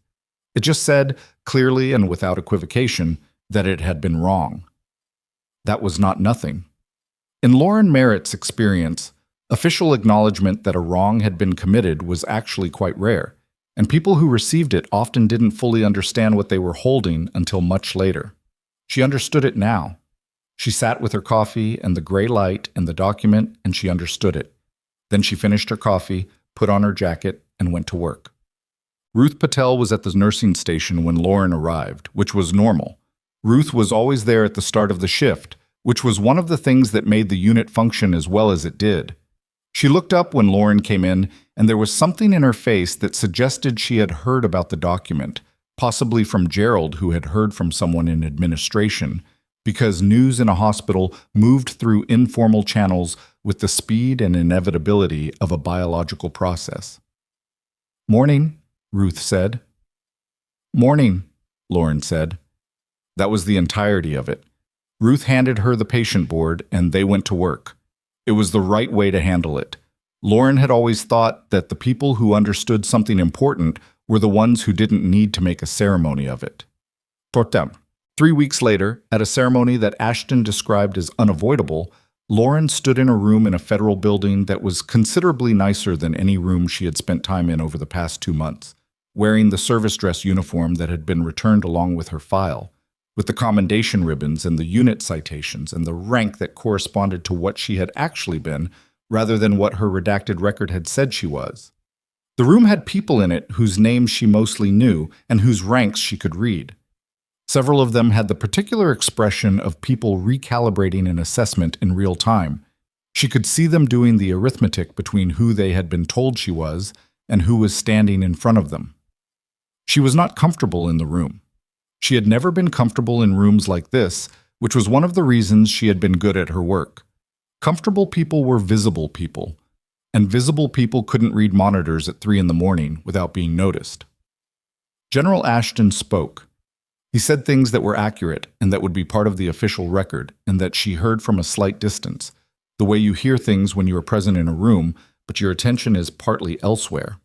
When it was her turn to speak, she said this: 2 years ago, I wrote a report and gave it to people with more authority than I had, and the report disappeared. I'm not telling you that as a grievance. I'm telling you because the report didn't disappear. It waited. The evidence doesn't stop being true because someone with enough clearance decides to file it somewhere it can't be found. The truth has a patience that institutions often don't anticipate. She paused. Admiral Vane understood that. He built a system for the truth to outlast the people trying to suppress it. I understood it too, which is why I went to work on the 3rd floor of Harrow Point instead of stopping. Neither of us knew about the other. We were just both doing the same thing independently, refusing to let what we knew become invisible. She looked at the room. A lot of people looked at me over the last 2 months and saw a nurse. I am a nurse. That's not a lesser thing to be. The fact that I'm also other things doesn't make the nursing part a disguise. What I did at Harrow Point, I did as a nurse, watching monitors, filing reports, documenting observations. The tools I used were the tools available to the person standing in that room. If you want to understand how this came apart, start there. Not with rank or clearance or formal authority. Start with the person who stayed at the bedside and kept reading. She stopped because that was what she had to say, and she had said it. Ashton presented the formal recognition. She accepted it without a lengthy response to it, because she had already said the thing she wanted to say. Afterward, in the corridor, a young officer she didn't know, early 20s, the particular posture of someone who has recently learned how to hold themselves correctly and is still conscious of doing it, approached and waited to be acknowledged. "Ma'am," he said, "I'm starting a medical review rotation next month. I wanted to ask, what's the most important thing?" "About doing the work." Lauren considered him. He was earnest and a little nervous and clearly expected a tactical answer, something about methodology or documentation or the correct escalation protocols. "Stay in the room longer than you're comfortable," she said. "When everyone else has made the decision and moved on, stay 1 more minute, read the thing 1 more time. The piece that changes everything is almost always the piece that's still there after the obvious answers have been accepted." He nodded, absorbing it with the seriousness of someone writing it down in his head. "And," she said, "don't let anyone tell you that the quiet observation is the lesser work. The person with the most authority in the room is not always the person with the most information. Sometimes it's the person who has been standing still long enough to see what everyone else walked past." She left him with it and went to find Ashton to confirm the timeline for the consulting arrangement she had decided, somewhere between the third-floor rounds and the federal building corridor, to accept. Not because it was the dramatic choice or the officially correct next step, but because there were other floors in other hospitals where other monitors were running patterns that no one was reading, and she knew how to read them. And knowing how to do something that mattered and choosing not to do it had never been an option she was comfortable with. Admiral Marcus Vane was discharged from Harrow Point Trauma Hospital 44 days after arriving in an ambulance at 3 in the morning with no pulse and no future. He walked out. Slowly, with a cane, with Ferris at one elbow and a physical therapist at the other, and with the particular quality of a person who is moving under their own power through a space where they were not supposed to survive, and is privately aware of that fact with every step. Lauren was at the nursing station. She had been in the middle of something, the charting, the patient board, the ongoing work of a unit that continued regardless of what any individual case had involved. She looked up when she heard the elevator. He crossed the floor toward the exit, and as he passed the nursing station, he stopped. She set down what she was doing. He looked at her for a moment. The corridor had people in it, staff and patients, and the ordinary movement of a hospital mid-morning. And neither of them were people who performed things for an audience, so what happened was small and direct and over quickly. "I hear you took the consulting position," he said. "Yes." "Good." He paused. "You'll be harder to find if you stay in one place." "That's been the theory," she said. He almost smiled. She counted it as a smile. She had learned his range over 44 days and almost was within it. "Merritt," he said. "Admiral." He held her gaze one more moment, and then he nodded. A small, specific nod, the kind that has weight in it. And he walked toward the exit, slowly, with the cane, through the ordinary morning light of a hospital that had no idea what it had held for 44 days. Lauren watched him go. Then she picked up her chart and went back to her rounds, because room 6 needed a blood pressure check, and room 8 had an IV flag from the night team, and Gerald had left a note about the supply inventory that needed to be addressed before noon, and the work was there and it needed doing, and she was the person standing in the room. She had always been that person.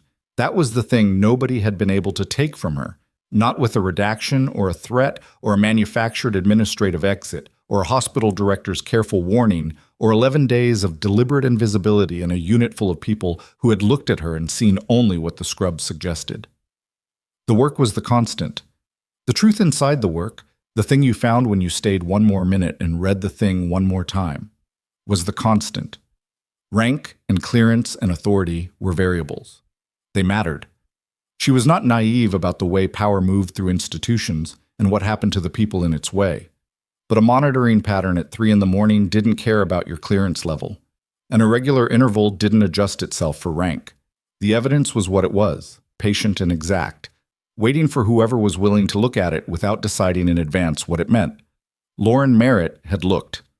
And the thing about looking, really looking, with the specific attention of someone who has been trained to find what others have already decided isn't there, is that once you know how to do it, you cannot be made to stop. That was the part they had always underestimated. Not her file, not her rank, not her history, her willingness to stay in the room.